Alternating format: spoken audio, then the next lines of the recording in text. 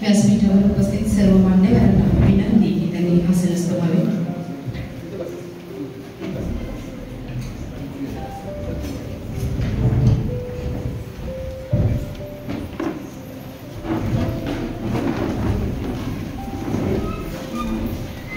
Innovations in Educational Research, Exploring New Methodologies and Paradigms या 2 दिवसीय राष्ट्रीय कार्यशाळेच्या उद्घाटन प्रसंगी मी सूत्रसंचालिका श्रीमती शर्वरी पाटील महाविद्यालयाच्या वतीने सर्व उपस्थितांचे मनपूर्वक स्वागत करते. या उद्घाटन सोहळ्यासाठी उपस्थित असलेले प्रमुख पाहुणे प्रोफेसर डॉक्टर PS पाटील, प्रकुलगुरू, शिवाजी विद्यापीठ कोल्हापूर. या उद्घाटन सोहळ्याचे अध्यक्ष ॲडव्होकेट PG कुलकर्णी, संचालक सांगली शिक्षण संस्था सांगली. त्याचबरोबर डॉक्टर मेघा वळवणी, अधिष्ठाता आंतरविद्याशाखा शिवाजी विद्यापीठ कोल्हापूर. डॉक्टर मेघा उपलानी, माजी विभाग प्रमुख शिक्षणशास्त्र विभाग सावित्रीबाई फुले विद्यापीठ पुणे. महाविद्यालयाचे माननीय प्राचार्य डॉक्टर BP बर्जे, कार्यशाळेचे director professor doctor Sushil Kumar आणि कार्यशाळेचे समन्वयक प्रोफेसर डॉक्टर युवराज पवार तसेच कार्यशाळेचे सहसमन्वयक डॉक्टर नवनाथ इंदरकर या सर्व आदरणीय व्यक्तींचे मी महाविद्यालयाच्या वतीने इथे सहर्ष स्वागत करते. कार्यक्रमाची सुरुवात आपण दीपप्रज्वलन आणि सरस्वती पूजनाने करत आहोत. सर्व मान्यवरांना मी विनंती करते की त्यांनी कार्यक्रमाचा शुभारंभ दीपप्रज्वलन आणि सरस्वती पूजनाने करावा.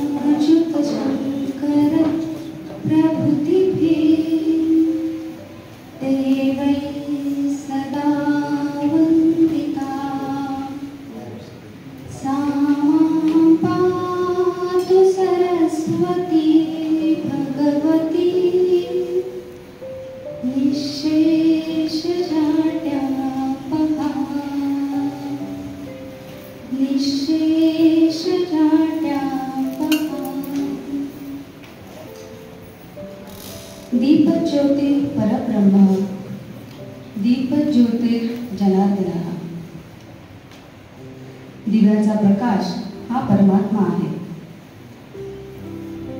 दिव्याचा प्रकाश हा जगाचे दुःख दूर करणारा आहे. हिंदू संस्कृतीमध्ये दीप प्रज्वलनाला खूप महत्त्व आहे.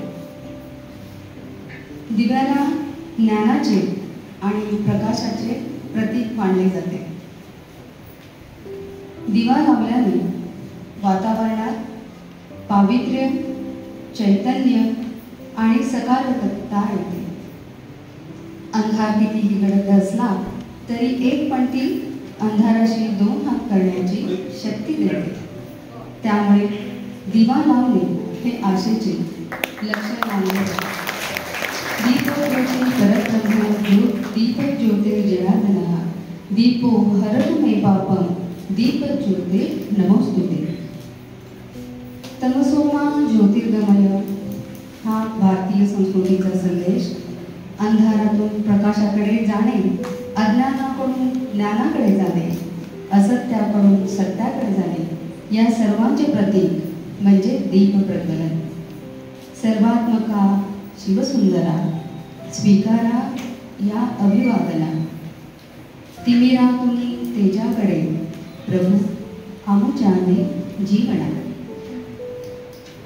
दिवा लावण्याने वातावरणात पावित्र्य, चैतन्य आणि सकारात्मकता येते. अंधार कितीही गडद असला तरी एक पंथी अंधाराशी 2 हात करण्याची शक्ती देते. त्यामुळे दिवा लावणे हे आशेचे लक्षण मानले जाते. म्हणूनच दीप संस्कृती ही दीप प्रज्वलनाला खूप महत्त्व आहे.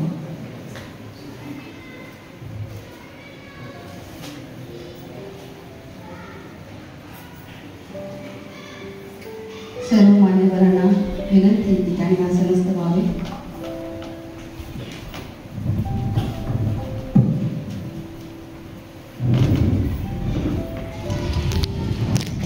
यानंतर मी महाविद्यालयाचे माननीय प्राचार्य डॉक्टर पी कलेजकर यांना विनंती करते की त्यांनी कार्यक्रमाचे आसन करावे.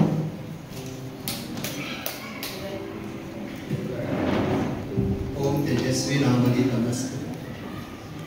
Innovations in education, exploring new methodologies and paradigms या 2 दिवसीय नॅशनल वर्कशॉपसाठी या विचार मंचावरती उपस्थित असलेले आदरणीय प्रगुरु डॉक्टर PS पाटील सर, या संस्थेचे संचालक आणि आजच्या या इनॉग्रेशन कार्यक्रमाचे अध्यक्ष माननीय ॲडव्होकेट्स PG कुलकर्णी सर, आमच्या मार्गदर्शिका डॉक्टर मेघा बोलोने मॅडम, अधिष्ठाता शिक्षणशास्त्र विभाग शिवाजी विद्यापीठ कोल्हापूर, या कार्यशाळेसाठी त्यांच्या मार्गदर्शनामुळे ही कार्यशाळा आम्ही आयोजित करत आहोत असे डॉक्टर मेघा बोलोने मॅडम, या कार्यशाळेचे डायरेक्टर महाविद्यालयाचे ज्येष्ठ प्राध्यापक सुशील कुमार सर, समन्वय प्रोफेसर पवार सर, सह समन्वय डॉक्टर इंदलकर सर, या कार्यशाळेसाठी इथे उपस्थित असलेले सर्व रिसोर्स पर्सन्स, पत्रकार, विविध महाविद्यालयातून उपस्थित असलेले प्राचार्य, मार्गदर्शक, प्राध्यापक आणि संशोधक विद्यार्थी आणि आमचे द्वितीय वर्षाचे विद्यार्थी लोक, सांगली शिक्षण संस्था जे आज 111व्या वर्षामध्ये पदार्पण करत आहे. 4 डिसेंबर 1914 साली सांगली शिक्षण संस्थेची स्थापना झाली. हे वैशिष्ट्य असं आहे, संस्थेची सुरुवात 1 विद्यार्थी आणि 4 शिक्षक यातून ही संस्था उभी राहिलेली आहे. आज संस्थेच्या एकूण 46 शाखा आहेत. यामध्ये पूर्व प्राथमिक, माध्यमिक आणि तासगाव येथे एक सैनिक स्कूल आहे आणि एक B.Ed कॉलेज. आज सांगली शिक्षण संस्था महाराष्ट्रातील एक नामवंत शिक्षण संस्था म्हणून कार्यरत आहे. या संस्थेची गरज म्हणून 1961 साली या B.Ed महाविद्यालयाची स्थापना झाली. हे महाविद्यालय UGC, TOEFL आणि TLBचा दर्जा आहे. या महाविद्यालयामध्ये एक बेसिक युनिट्स 50 विद्यार्थ्यांचे NCTची मान्यता या महाविद्यालयाचा आहे.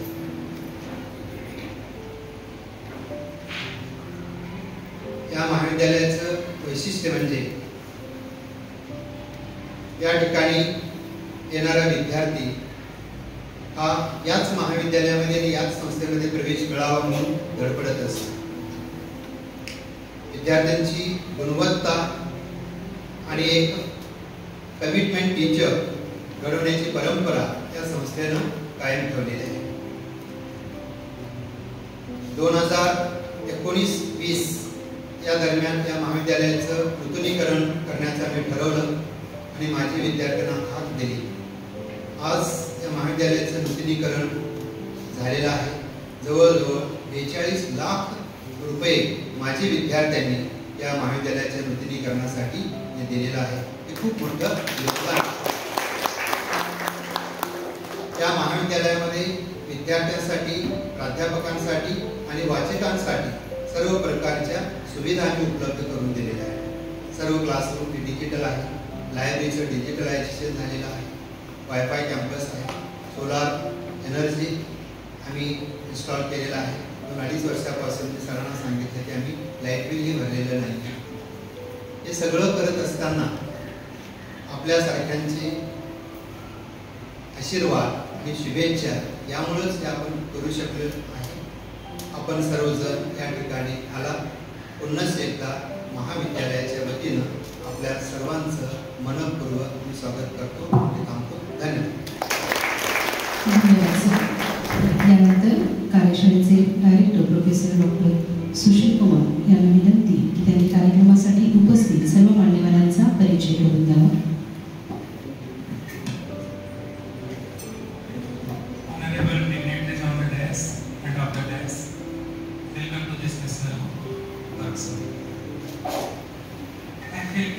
To introduce the distinguished personality on the desk. First of all, I would like to introduce the chief guest of this inaugural function, Dr.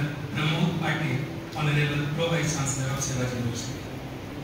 Dr. Patil earned his bachelor's, master's and doctoral degrees in physics from Shivaji University, Kolhapur. He has also pursued German language certifications of grade 1 and grade 2 level from Goethe Institute, Bremen, Germany.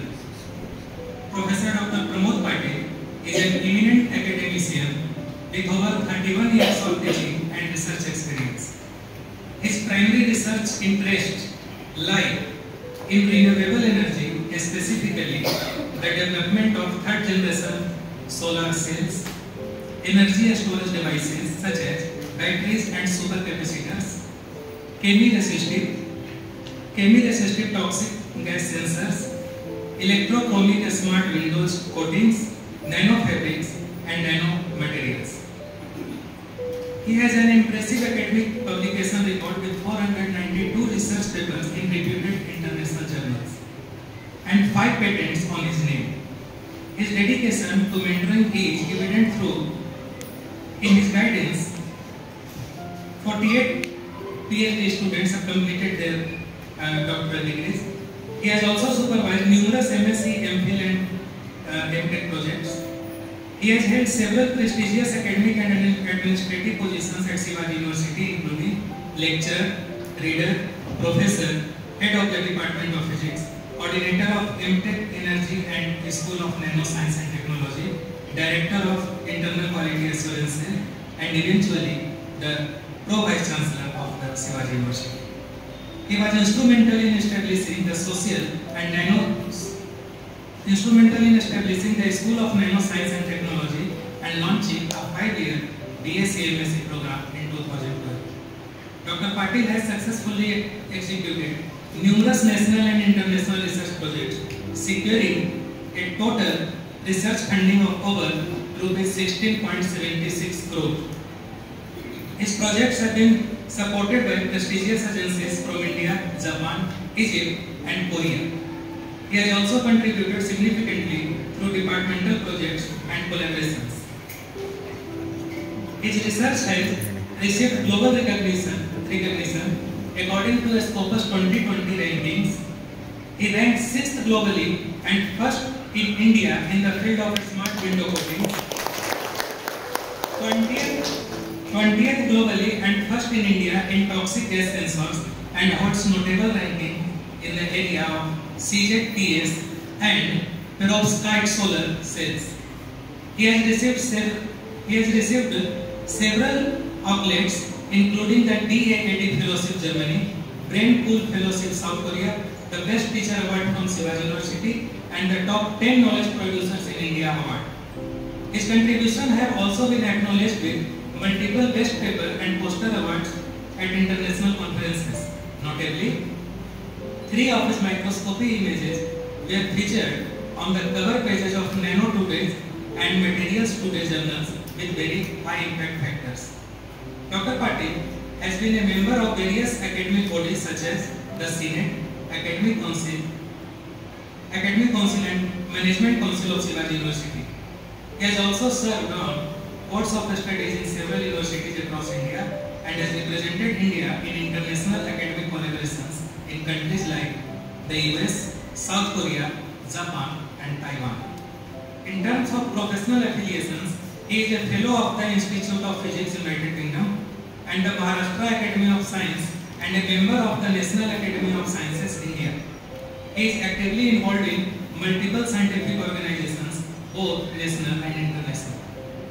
Dr. Patil has delivered over 125 invited talks on scientific, social, motivational, and leadership topics at national and international forums. He has also organized and participated in several international conferences. Recognized by Stanford University, USA, Dr. Patil was ranked 5th in India and 391st in the world in applied physics in 2020. He is currently on the editorial board of Applied Surface Science Advances by Elsevier and serves as Joint Secretary of the Maharashtra Academy of Science. Friends, please join me in welcoming and honoring Professor Pramod Patil, a distinguished scholar, an eminent scientist, and an exemplary educator and administrator. Welcome.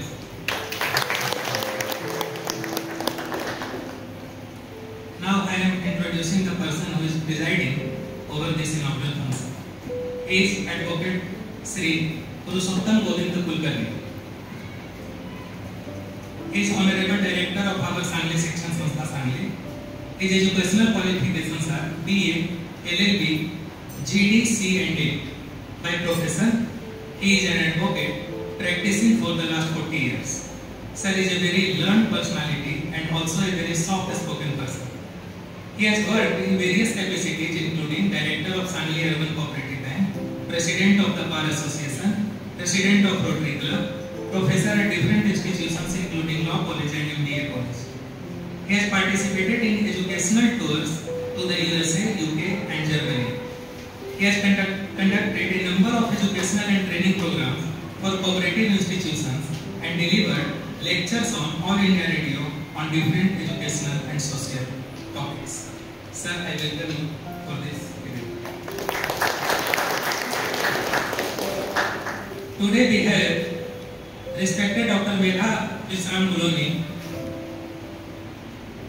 She had multiple academic qualifications, namely an MA in English, MA, SET in Education, and a PhD in Education. She has a total of 35 years of teaching and administrative experience. At present, she is the principal of Modern Education Society's College of Education Vita and also shouldering the responsibilities of Dean of the Faculty of Interdisciplinary Studies at Shivaji University, Kolkata. Along with that, she is a member of the Management Council, Academic Council and Senate of Shivaji University and also the Secretary of the Modern Education Society Vita.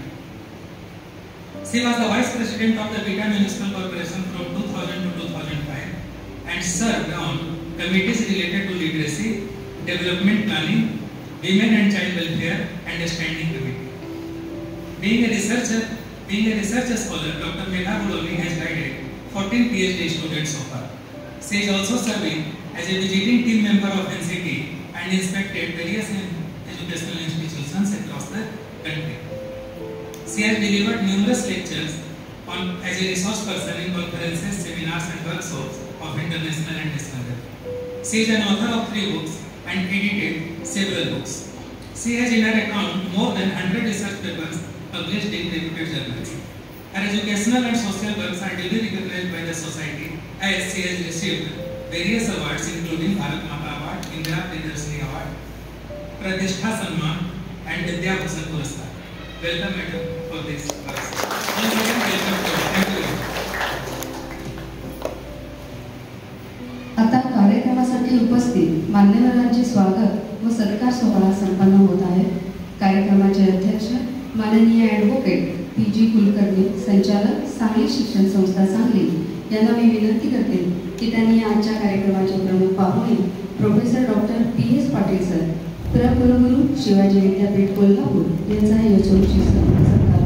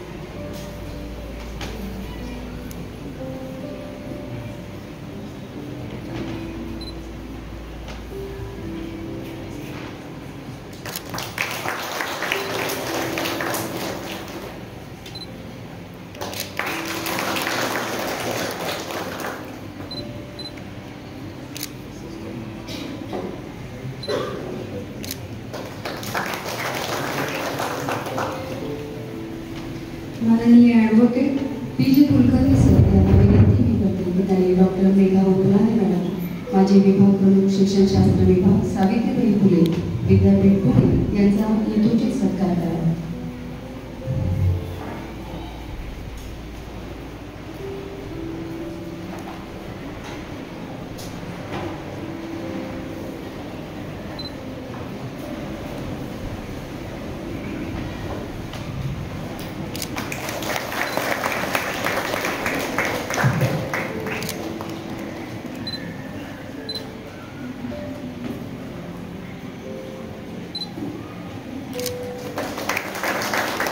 धन्यवाद sir. यानंतर माननीय प्राचार्य doctor P P. Sir यांना विनंती की त्यांनी advocate PG. Kulkarni, संचालक सांगली शिक्षण संस्था सांगली यांचा यथोचित सत्कार करावा.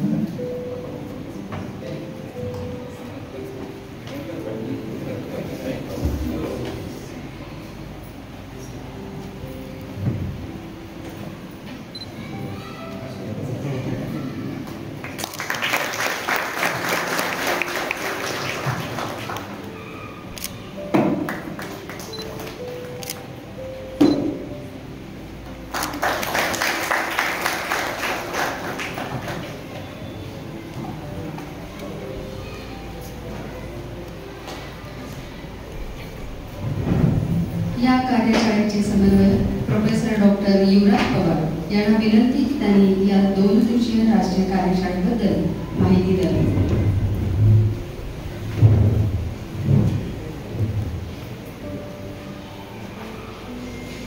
व्यासपीठावरती उपस्थित सर्व सन्माननीय अतिथी, रिसोर्स पर्सन्स, विविध महाविद्यालयांचे प्राचार्य, उपस्थित सर्व संशोधक मार्गदर्शक आणि विद्यार्थी संशोधक यांचं प्रथमतः मी या कार्यशाळेचा समन्वयक म्हणून सर्वांचं मनपूर्वक स्वागत करतो. गेली 2 वर्षापासून खरं तर अशा पद्धतीची कार्यशाळा महाविद्यालयामध्ये आयोजित करण्यासंदर्भामध्ये सातत्यानं आमच्या महाविद्यालयाचे आदरणीय प्राचार्य याचा पाठपुरावा करत होते. पण काहीतरी अडचणी आल्यामुळं आम्हाला ती कार्यशाळा घेता आली नाही. पण यावर्षी मात्र आदरणीय प्राचार्यांच्या कल्पनेतून आणि दूरदृष्टीमुळं खरं तर या वर्षाच्या सुरुवातीलाच आम्ही ही कार्यशाळा या ठिकाणी आयोजित करत आहोत. त्याचा आम्हाला खरं तर मनापासून आनंद होतोय. मुळात संशोधनासारख्या जड विषयावरती एखादी कार्यशाळा घेणं आणि ती पचवणं फार कठीण असतं. पण काळाची गरज म्हणून आम्ही असा अवघड असा विषय त्यावरती संशोधक विद्यार्थ्यांना येत असणाऱ्या काही अडचणी आहेत त्या जाणून घेऊन त्यांना मार्गदर्शन करणं आणि संशोधनाची गुणवत्ता वाढवण्यासंदर्भामध्ये आपल्याला काही छोटासा प्रयत्न करता आला तर तो करूया या हेतूनं ही कार्यशाळा महाविद्यालयामध्ये आयोजित केलेली आहे. खरं तर संशोधनाची ही कार्यशाळा घेत असताना एक खंत देखील वाटते की आमच्या महाविद्यालयामध्ये आम्ही 4 PhDचे गाईड आहोत. पण UGCच्या नवीन नियमामुळे आता इथून पुढे आम्हाला संशोधन करण्यासाठी विद्यार्थी मिळणार नाहीये.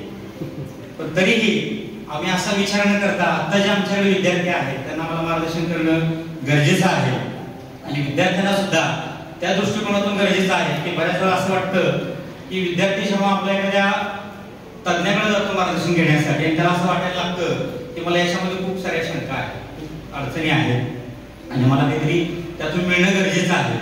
आणि अशी एक संभ्रमाची अवस्था सध्या आम्हाला सगळीकडे पाहायला मिळाली आणि हा संभ्रम आपल्याला जर दूर करायचा असेल तर अशा पद्धतीचे वर्कशॉप आपण आपल्या महाविद्यालयामध्ये आयोजित करू शकतो. म्हणून ही 2 दिवसाची राष्ट्रीय कार्यशाळा आपण महाविद्यालयामध्ये आयोजित केलेली आहे आणि थीम ही आम्ही त्या पद्धतीने निवडलेली आहे, innovations in education research exploring new methodologies and paradigms. म्हणजे एकत्रित ही कार्यशाळा आयोजित करत असताना आमच्या मनामध्ये सुद्धा बऱ्याचशा काही शंका होत्या, याला प्रतिसाद कसा मिळेल किंवा यामध्ये आपल्याला सब थिंग्स काय करावे लागतील, विद्यार्थ्यांना काय हवं आहे, या संदर्भात आम्ही गुगल फॉर्म तयार केला रजिस्ट्रेशनसाठी आणि त्या गुगल फॉर्मच्या माध्यमातून संशोधक विद्यार्थ्यांचा रिसर्च टॉपिक काय आहे, त्याचं करंट स्टेटस काय आहे आणि त्याला कोणत्या प्रॉब्लेम्स फेस करावे लागतात या मूलभूत गोष्टी आम्ही त्यात जाणून घेतल्या. कारण आम्हाला त्यांना नेमकं जे काय हवं आहे ते देण्याची इच्छा होती आणि आमच्या महाविद्यालयाचे सन्माननीय प्राचार्य BOचे चेअरमन असल्यामुळं त्यांचं सातत्यानं विद्यापीठातल्या संशोधन कार्याशी संबंध येतो आणि त्यांना असं वाटलं की ह्या सगळ्या विद्यार्थ्यांना ज्या काही अडचणी आहेत त्या अडचणी दूर करण्यासाठी आपल्याला जर या कार्यशाळेच्या माध्यमातून काही प्रयत्न करता आला तो अधिक चांगला होईल, म्हणून या पद्धतीनं कार्यशाळेची रचना करण्याचं आम्ही निश्चित केलं आणि गेली 1 महिना झालं आम्ही यावरती काम करतोय. कारण कुठल्याही गोष्टीमध्ये होमवर्क केल्याशिवाय ती कार्यशाळा आपल्याला यशस्वीपणे पार पाडता येत नाही. म्हणून त्या गुगल फॉर्मच्या माध्यमातून जी माहिती कलेक्ट झाली त्या माध्यमातून आम्हाला त्या कार्यशाळेचं स्वरूप निश्चित करण्यासाठी मदत झाली. एकंदरीत खरं तर असं असतं की जे रिसोर्स पर्सन आपण इन्व्हाइट करतो ते सगळे रिसोर्स पर्सन केवळ व्याख्यान देतात आणि निघून जातात. त्यांचा फारसा त्या कॉन्फरन्स किंवा कार्यशाळेशी संबंध नसतो. परंतु या कार्यशाळेचं असं एक वैशिष्ट्य आहे की महाविद्यालय आयोजन जरी असलं तर त्याच्यामध्ये रिसोर्स पर्सन सुद्धा आयोजक आहेत असं म्हणायला काही हरकत नाही. कारण रिसोर्स पर्सन गेली महिना झालं आमच्या प्रत्येक ऍक्टिव्हिटीमध्ये सहभागी झालेले आहेत. आम्ही सर्व संशोधक विद्यार्थ्यांसोबत एक ऑनलाईन गुगल मीटचं आयोजन केलेलं होतं आणि त्या गुगल मीटमध्ये आम्ही त्या संशोधक विद्यार्थ्यांबरोबर काही चर्चा केली, त्यांनी काही मतं मांडली. त्याचा विचार आम्ही केला की कार्यशाळा आयोजन करत असताना त्याच्या सब थीम काय असावेत, व्याख्यानं कोणत्या पद्धतीने झाली पाहिजेत आणि हे निश्चित केल्यानंतर आम्ही नंतर जे काही संशोधक मार्गदर्शक आहेत, रिसोर्स पर्सन आहेत, त्यांच्याबरोबर आम्ही दुसरी एक गुगल मीट आयोजित केलेली होती आणि एकंदरीत त्यांचा जो काही इनपुट आम्हाला मिळाला, त्यांचं काही जे फीडबॅक मिळालं त्यातून कार्यशाळेचं हे स्वरूप आम्ही निश्चित करू शकलो. आता ही जी 2 दिवसाची कार्यशाळा आहे त्याच्यामध्ये कार्यशाळा हे नाव असल्यामुळं केवळ व्याख्यान देऊन आपल्याला थांबायचं नाहीये, तर त्यातून आपल्याला काहीतरी तयार करता आलं पाहिजे, कृती करता आली पाहिजे. हा इनपुट घेऊन व्याख्यान, गटचर्चा, पथक चर्चा आणि गटामध्ये सादरीकरण अशा पद्धतीचं कार्यशाळेचं स्वरूप असणार आहे. आज 3 व्याख्यानं यामध्ये होतील, त्याच्यानंतर 2 गटकार्य आहेत, त्याच्यानंतर उद्या परत 2 लेक्चर्स होतील आणि त्यानंतर गटकार्य होईल, त्यानंतर एक पथक चर्चा आहे आणि शेवटी मग या कार्यशाळेचा समारोप होईल. अशा पद्धतीनं हे कार्यशाळेची जी काही रूपरेषा आहे ती रूपरेषा आम्ही या सगळ्यांच्या सहभागामुळे आम्ही तयार करू शकलो.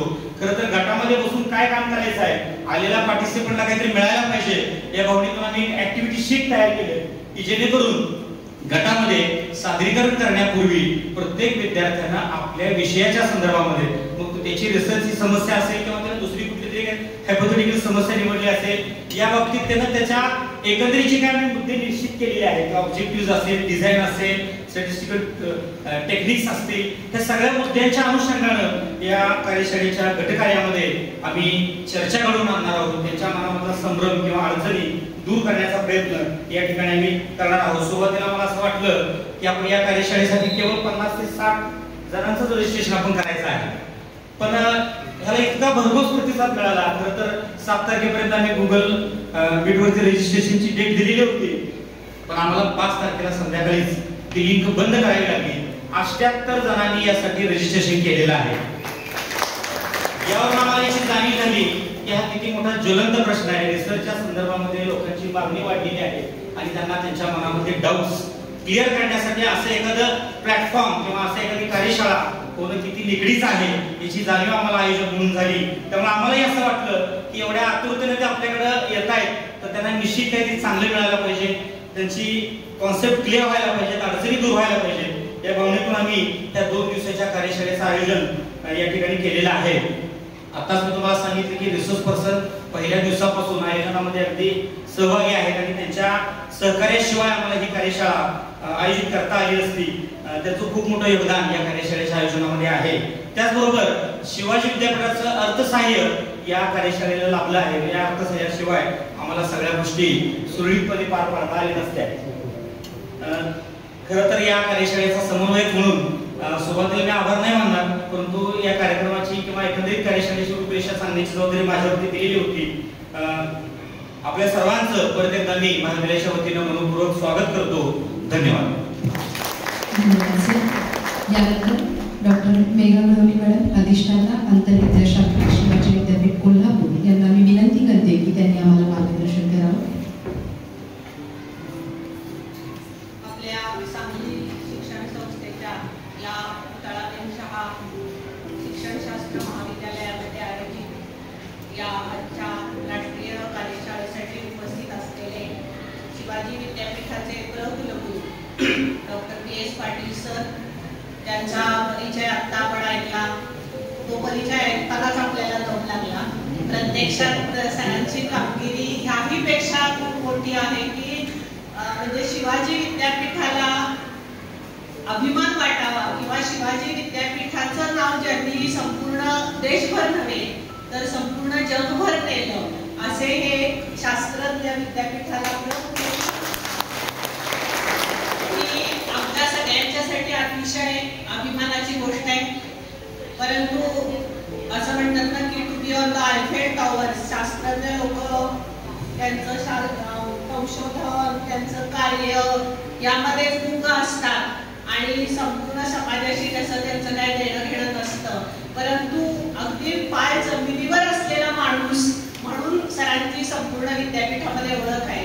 कुणाचीही कुठलीही छोट्यातली छोटी समस्या असली की जरी शास्त्रज्ञ असले तरी एक ऍडमिनिस्ट्रेशन सुद्धा सरांचं मी आता त्यांनी मला वाटते 2.5 वर्ष होऊन गेले, 5 वर्ष बघते की अतिशय चांगल्या प्रकारे सर प्रत्येक गोष्टीमध्ये लक्ष घालतायत, प्रत्येक गोष्टीमध्ये अतिशय चांगल्या प्रकारे सकारात्मक भूमिका आणि विद्यापीठाला जे A++ नामांकन मिळालंय त्यामध्ये सरांचा सिंहाचा वाटा आहे असं म्हटलं तर चुकीचं ठरणार नाही. आणि असे आज एक आपल्याला इथं पाहुणे लाभले. म्हणजे संस्कृतमध्ये एक सुभाषित आहे ना, मुळी मुळी नाम वेत्ती मुळी पुरुष मत्सरी मुळीच गुणराजगीचं विरला सर्व जना.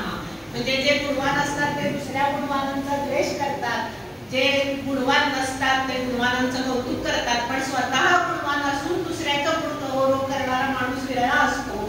तसं एक व्यक्तिमत्व आहे असं म्हटलं तर ते चुकीचं ठरणार नाही. आणि मला खूप आनंद झाला सर, कारण ही संस्था म्हणजे माझीच संस्था आहे असं म्हटलं तरी चुकीचं ठरू नये. इतका ह्या संस्थेचा माझा जवळीकीचा संबंध आहे. गेली अनेक वर्ष इथले अनेक प्राचार्य, आमचं कॉलेज जे सुरू झालं त्यावेळी या कॉलेजच्या प्राचार्यांचा आणि ह्या संस्थेचा आम्हाला अनमोल मार्गदर्शन लाभलं. म्हणजे अनेक प्राचार्य प्रत्यक्ष आमच्या महाविद्यालयात येऊन गेले, आम्ही अनेक वेळा इथं आलोय. आता तर मला सांगायला अभिमान वाटतो की ह्या महाविद्यालयाचे प्राचार्य माझे विद्यार्थी आहेत. त्यामुळे आणि ह्या कॉलेजला जे नाव दिले शहा ते आमच्या संस्थेचे संस्थापक संचालक आणि विद्यमान उपाध्यक्ष सुधाकर शेठ शहा यांच्या आईचं नाव आहे. म्हणजे आमची संस्था सिस्टर असल्यासारखंच आहे आणि त्यामुळे या महाविद्यालयात यायचं म्हणजे माहेरी आल्यासारखं मला वाटतं. आणि सरांनी पण मला मध्यस्थांनी सांगितलं की पाटील सरना तुम्ही आमंत्रण द्या, तर सरना पण मी त्यावेळी हेच सांगितलं की जणू माझ्या संस्थेतच मी तुम्हाला बोलवते असं समजा. आणि त्यामुळे खूप आनंद आहे आणि सगळ्यात अभिमान आहे की या संस्थेचं एक आदर्श संस्था म्हणून गेली कित्येक वर्ष पहिलं मला वाटते विद्यापीठातलं पहिलं किंवा दुसरं BA कॉलेज आपलं असेल. तर ह्या इतकं जुनं कॉलेज आणि अतिशय सगळ्यांना मार्गदर्शन करणार आहे. आणि आता तर काय म्हणतात ना की पूर्ण कायापालट सरनी केलेला आहे महाविद्यालयाचा आणि खूप अभिमान वाटतो की एवढे ॲल्युमिनाय करून एवढी देणगी गोळा करून सरनी अतिशय सुंदर स्वरूप या महाविद्यालयात दिलेलं आहे. फक्त भौतिक सुविधाच नाही तर ज्या सगळ्या गोष्टी आपण बघतो, ह्युमन रिसोर्सेस असतील अतिशय चांगले. आताच पवार सरांनी सांगितलं की 4 PhD शिक्षक आहेत, खूप अभिमानाची गोष्ट आहे. आणि अतिशय चांगलं काम या महाविद्यालयामध्ये चालते. आजही हे त्यांनी कार्यशाळा घेतलेली आहे ती पण अतिशय महत्वाची आणि अतिशय उपयुक्त आहे. कारण संशोधक विद्यार्थी आपण जेव्हा संशोधन करायला लागतो, जसं डॉक्टरना प्रत्यक्ष पुस्तकात वाचणं आणि प्रत्यक्ष पेशंट तपासणं ह्यामध्ये जसा काही त्यांचा प्रात्यक्षिक ह्याच्यातला अनुभव, थेरॉटिकल अनुभव प्रत्यक्षात वापरताना बऱ्याच अडचणी येतात आणि त्या दृष्टीनं आपण MA पर्यंत बरंच शिकलेला असतो संशोधनाचं, परंतु प्रत्यक्ष संशोधन करताना खूप अडचणी असतात. म्हणजे अगदी संशोधन समस्या निवडण्यापासून ते सॅम्पलिंग करणं, त्यामध्ये स्टॅटिस्टिकल टूल्स वापरणं, टेक्निक्स वापरणं, ह्या सगळ्यातून त्याचं डाटा ॲनालिसिस करणं, त्याच्यासाठी कुठल्या चाचण्या वापरायच्या, ह्या सगळ्या छोट्या छोट्या छोट्या समस्या आपल्याला भेडसावत असतात. म्हणजे हेच का करायचं किंवा हेच का करायचं नाही. बऱ्याचदा मग असं होतं की गाईड पण खूप गडबडीत असतात की हे खूप वापर, पण ते का वापरायचं, कशासाठी वापरायचं हे समजणं गरजेचं आहे. कारण काय झालेलं आहे हल्ली दुर्दैवाला परवाच याची चर्चा झाली सर की एज्युकेशनमध्ये खूप रिसर्च होतो परंतु त्याचा प्रत्यक्षात वापर होत नाही. आपल्या क्षेत्रातल्या एका जाणकार व्यक्तीने असं सांगितलं की तुम्ही SCERTची NCERTशी कोलॅबोरेशन करा, इथं ते संशोधन होतं त्याचा उपयोग व्हावा असं काहीतरी घडलं पाहिजे. आणि सगळ्यात महत्त्वाचं म्हणजे संशोधनच उपयोग पाहिजे असं मला वाटते. कारण संशोधन मगाशी म्हणतात तसं नुसतं आपलं ज्ञान आणि आपली विद्वत्ता घेऊन त्यांनी वर राहावं, कुठंतरी ज्ञानासाठी ज्ञान, म्हणजे हा कायमचाच वाद आहे की उपयोगासाठी ज्ञान की ज्ञानासाठी ज्ञान. ज्ञानासाठी ज्ञान तर आपण मिळवलंच पाहिजे, परंतु हे वैदिक काळात झालं आणि त्यामुळं जे हुशार विद्वान होते ते हिमालयात आणि समाजापासून दूर निघून गेले आणि समाजाची अधोगती झाली आणि मग बौद्ध धर्माचा उदय झाला. तर असं होऊ नये म्हणून आपलं संशोधन अतिशय चांगलं व्हायला पाहिजे, ते समाजोपयोगी असलं पाहिजे. एक साधं उदाहरण सांगते की एक बाई होत्या आणि त्यांच्या मुलाचं लग्न झालं आणि सुनबाई खूप शिकलेल्या होत्या आणि त्यांना खूप अभिमान होता की माझ्या सुनबाई खूप शिकल्या. मग त्या सुनबाईला घेऊन एका बाजारात गेल्या आणि बाजार करून शेवटी एका बाईपाशी भाजी घ्यायला आल्या. तर त्या नेहमीच्या ओळखीच्या भाजीवाल्या बाई होत्या, त्यांनी ओळखून आमच्या सुनबाई खूप शिकल्या. तर ती भाजीवाली म्हटली की मी ओळखलं त्यांच्या पिशवीतल्या हातातल्या पिशवीवरून त्यांनी टोमॅटो खाल्ले आणि त्याच्यावर ढोकळा ठेवला, तर ना खूप शिकलेले असं मला खात्री झाली. म्हणजे असं होता कामा नाहीये की आपलं जे ज्ञान आहे ते व्यावहारिक झालं पाहिजे, आपलं जे संशोधन आहे ते व्यावहारिक झालं पाहिजे. भले ज्ञानासाठी ज्ञान तर मिळवलंच पाहिजे, परंतु समाजासाठी सुद्धा त्या ज्ञानाचा उपयोग झाला पाहिजे, एवढी एक अपेक्षा तुम्हा सगळ्या संशोधकांच्याकडून आहे. अतिशय चांगल्या प्रकारची माहिती ह्या 2 दिवसाच्या कार्यशाळेमध्ये आपण घ्यावी, कारण इथं जे सगळे रिसोर्स पर्सन आहेत, उपलानी मॅडम माझ्या मुलीच, मी त्यांची विद्यार्थी त्यामुळं मी डिपार्टमेंटला शिकलेली आहे, पाटील सर आहेत, मॅडम आहेत, सगळेच रिसोर्स पर्सन अतिशय चांगले. आणि मुख्य म्हणजे आता त्यांनी सांगितलं तसं ते आपल्यापैकीच आहेत. त्या संशोधन कार्यशाळेसाठी सुद्धा त्यांनी मदत केलेली आहे आणि ते त्यांना तुम्ही कुठलाही विषय किंवा कुठलीही समस्या तुमची किंवा कुठलीही शंका मोकळेपणानं त्यांच्याशी तुम्ही चर्चा करू शकता. आणि त्या दृष्टीनं ज्या ज्या तुमच्या छोट्यातल्या छोट्या अडचणी आहेत, कारण काय आहे की अगदी एक पाहिजे तरी संशोधनाची चुकली तरी तुमचं संपूर्ण संशोधन चुकू शकतं, तुमचे सगळे रिझल्ट चुकू शकतात. मला अभिमान आहे सर, मला सांगावंच वाटते की बऱ्याच आता माझ्याकडे IAS फॅकल्टी आल्यामुळं फक्त एज्युकेशनचे नव्हे तर इतर अनेक विषयातले संशोधन मी बघते. मग मी आता कुणाची नावं घेतली, परंतु मला अभिमानानं सांगावंसं वाटतं की आपलं एज्युकेशन इतकं चांगलं संशोधन दुसऱ्या कुठल्याही या शाखेमध्ये होत नाही. अतिशय चांगल्या प्रकारे आपण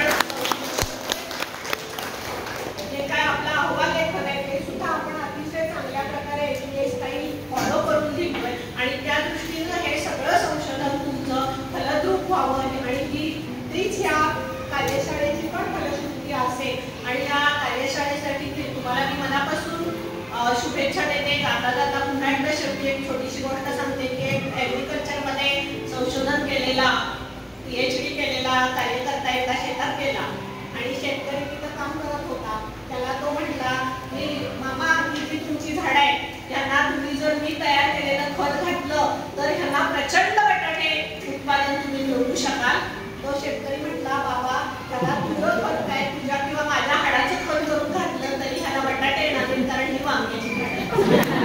तर असं आपलं होऊ नये. आपलं संशोधन अतिशय चांगल्या प्रकारे राहतं. तुमच्या स्वतःच आता संशोधन किंवा PhD ही केवळ एक प्रतिष्ठेची पदवी राहिलेली नाही. आमच्या वेळी कसं होतं की PhD करणं म्हणजे आमचं ध्येय असं होतं की सर्व आता आपण जर एज्युकेशनमध्ये करतोय तर सर्वोच्च पदवी मिळावी म्हणून आम्ही त्यावेळी संशोधन केलं. परंतु आता ते दॅट इसेन्शियल क्वालिफिकेशन, तर हे क्वालिफिकेशन तुम्ही मिळवा, त्यातून होणारे सगळे भौतिक लाभ, आर्थिक लाभ तुम्हाला मिळतेच मिळते, परंतु त्याबरोबर स्वार्थाबरोबर परमार्थ म्हणून तुमच्या संपूर्ण संशोधनाचा समाजाला चांगला उपयोग व्हावा एवढीच अपेक्षा व्यक्त करते. कार्यशाळेला आणि तुम्हाला सगळ्यांना शुभेच्छा देते. मला बोलवलं त्याबद्दल संयोजकांचा आभार मानते आणि थांबते. धन्यवाद मॅडम. नक्कीच ही 2 दिवशीची जी कार्यशाळा आहे या कार्यशाळेमधून उपस्थित सर्व विद्यार्थ्यांना त्यांच्या संशोधनामधून व्यवहारासाठी उपयोग होईल, समाजासाठी उपयोग होईल आणि त्यांचं संशोधन एक उपयोगाचं होईल अशा पद्धतीनं मार्गदर्शन मिळेल याची अपेक्षा करतो. धन्यवाद मॅडम. यानंतर कार्यक्रमाचे प्रमुख पाहुणे प्रोफेसर डॉक्टर PS पाटील साहेब, कुलगुरू शिवाजी विद्यापीठ कोल्हापूर यांना विनंती करते की त्यांनी आम्हा सर्व उपस्थितांना मार्गदर्शन करावे.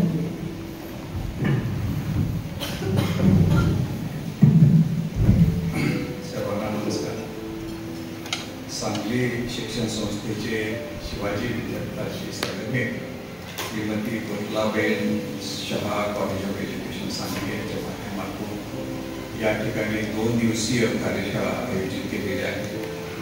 Innovations in educational research exploring new methodologies and paradigms या कार्यशाळेच्या उद्घाटन प्रसंगी मंचावर उपस्थित आजच्या कार्यक्रमाचे अध्यक्ष आदरणीय ॲडव्होकेट PG कुलकर्णी साहेब आत्ता ज्यांनी व्यावहारिक ज्ञानाबद्दल विवेचन केलं आणि खरोखरच एक ते हाडाचे शिक्षक आहेत. हे त्यांनी शिक्षणशास्त्र विषयामध्ये पदवी घेऊन फक्त नाही आहे तर त्यांनी त्यांच्या व्याख्यानातून दाखवून दिलं अशा आमच्या आदरणीय अधिष्ठाता मेघा गोळवणे मॅडम त्या इंटरडिसिप्लिनरी स्टडीज या विद्याशाखेचे अधिष्ठाता आहेत. तसेच या ठिकाणी मंचावर उपस्थित आपल्या महाविद्यालयाचे प्राचार्य डॉक्टर B.B. मर्चे सर, मंचावर उपस्थित उपलानी मॅडम ज्यांनी 2 विषयामध्ये PhD केलेली आहे, PhD इन फिजिक्स आणि PhD इन एज्युकेशन. त्यामुळे आमच्या विद्यापीठामध्ये BSc BEd नावाचा एक कोर्स सुरू झाला आहे. त्यासाठी त्यांचं मार्गदर्शन आपल्याला घेणं क्रमप्राप्त आहे. तर त्या अनुषंगाने मला वाटते KV पाटील सर किंवा आमचे सर्व जे शिक्षणशास्त्राचे तज्ञ मंडळी त्यांना इन्व्हाइट करून त्याचं मार्गदर्शन घेतील अशी मी या ठिकाणी अपेक्षा करतो.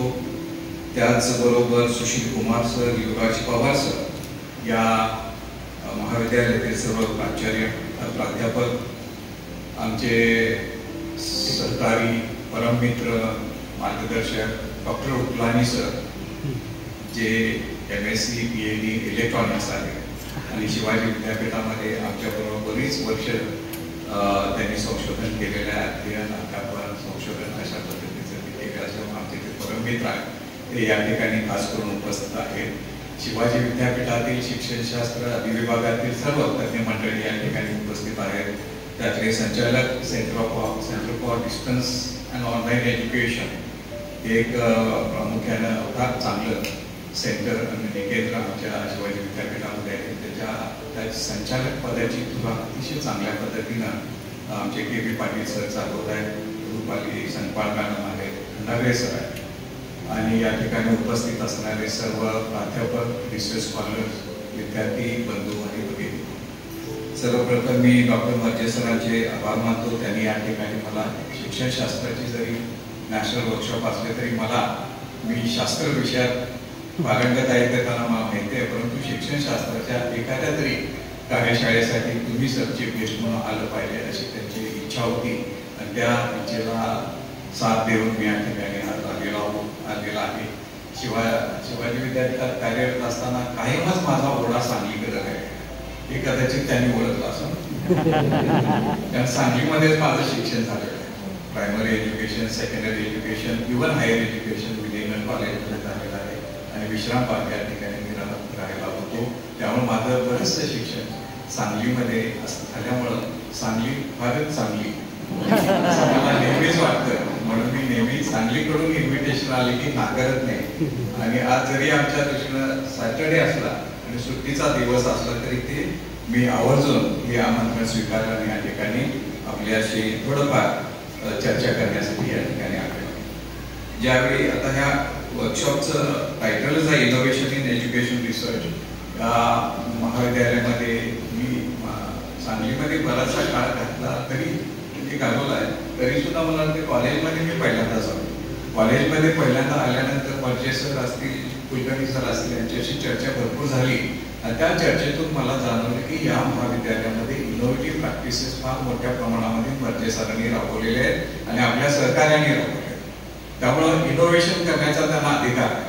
त्यांनी फार चांगले इनोव्हेशन छोट्या छोट्या गोष्टीमध्ये केले आहे आणि ही वृत्ती फार महत्वाची आहे. इनोव्हेशन करण्याची वृत्ती फार महत्वाची आहे. आपल्याला जर थोडंफार दृष्टिकोन पाहिला की कॉपी आणि पेस्ट करण्याचा जमाना फार जोमाने वाढत चालला आहे आणि त्या कॉपी पेस्टच्या जमान्यामध्ये क्रिएटिव्हिटी आणि इनोव्हेशन असल्याशिवाय क्रिएटिव्हिटी होत नाही आणि क्युरियोसिटी असल्याशिवाय इनोव्हेशन होत नाही. त्यामुळे अशा प्रकारचा अवलंब करणं हे शाळा कॉलेजमधून फार महत्त्वाचं झालंय आणि त्याला खत पाणी घालण्याचं काम हे शिक्षकांचं आहे. अगदी रांगोळीपासून त्यांनी सुरुवात केली. रांगोळी सुद्धा तिथं काढताना मी त्या शिक्षकांचं फार अभिनंदन करतो आणि विद्यार्थ्यांचं पण अभिनंदन करतो.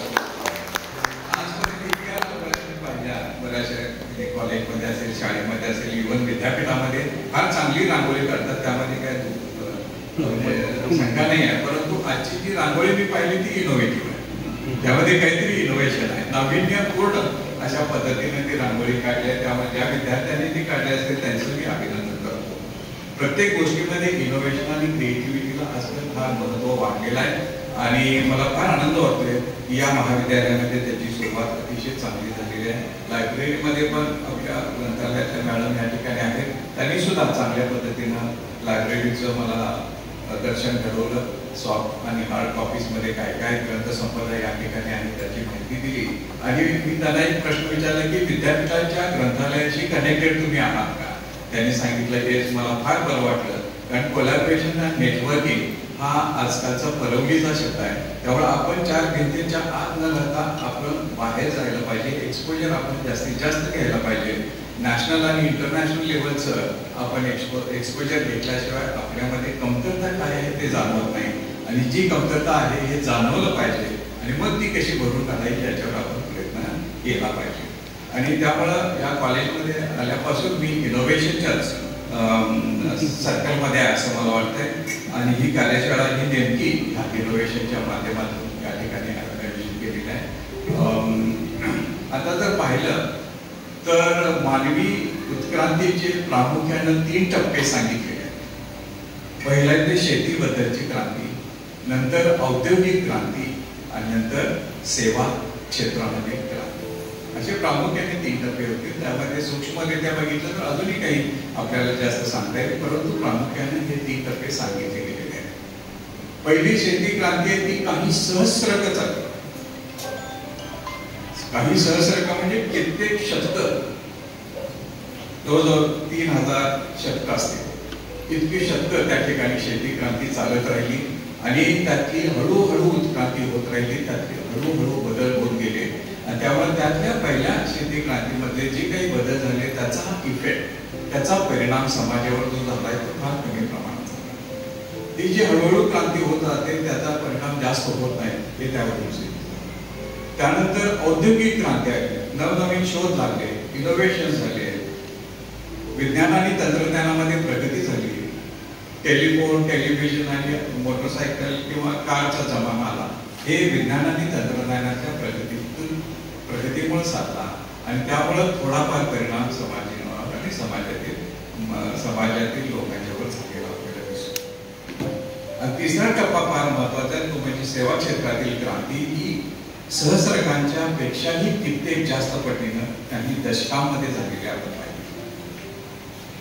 ती विज्ञान आणि तंत्रज्ञान क्षेत्रातील जे काही बदल होत गेले ते सुद्धा रिलेटिव्हली किंवा कंपॅरेटिव्हली ते कमी वेगानं होत गेले, परंतु सेवा क्षेत्रामध्ये गेल्या दशकांमधली जी क्रांती आहे ती फार मोठी क्रांती आहे, त्याचा वेग फार मोठा आहे.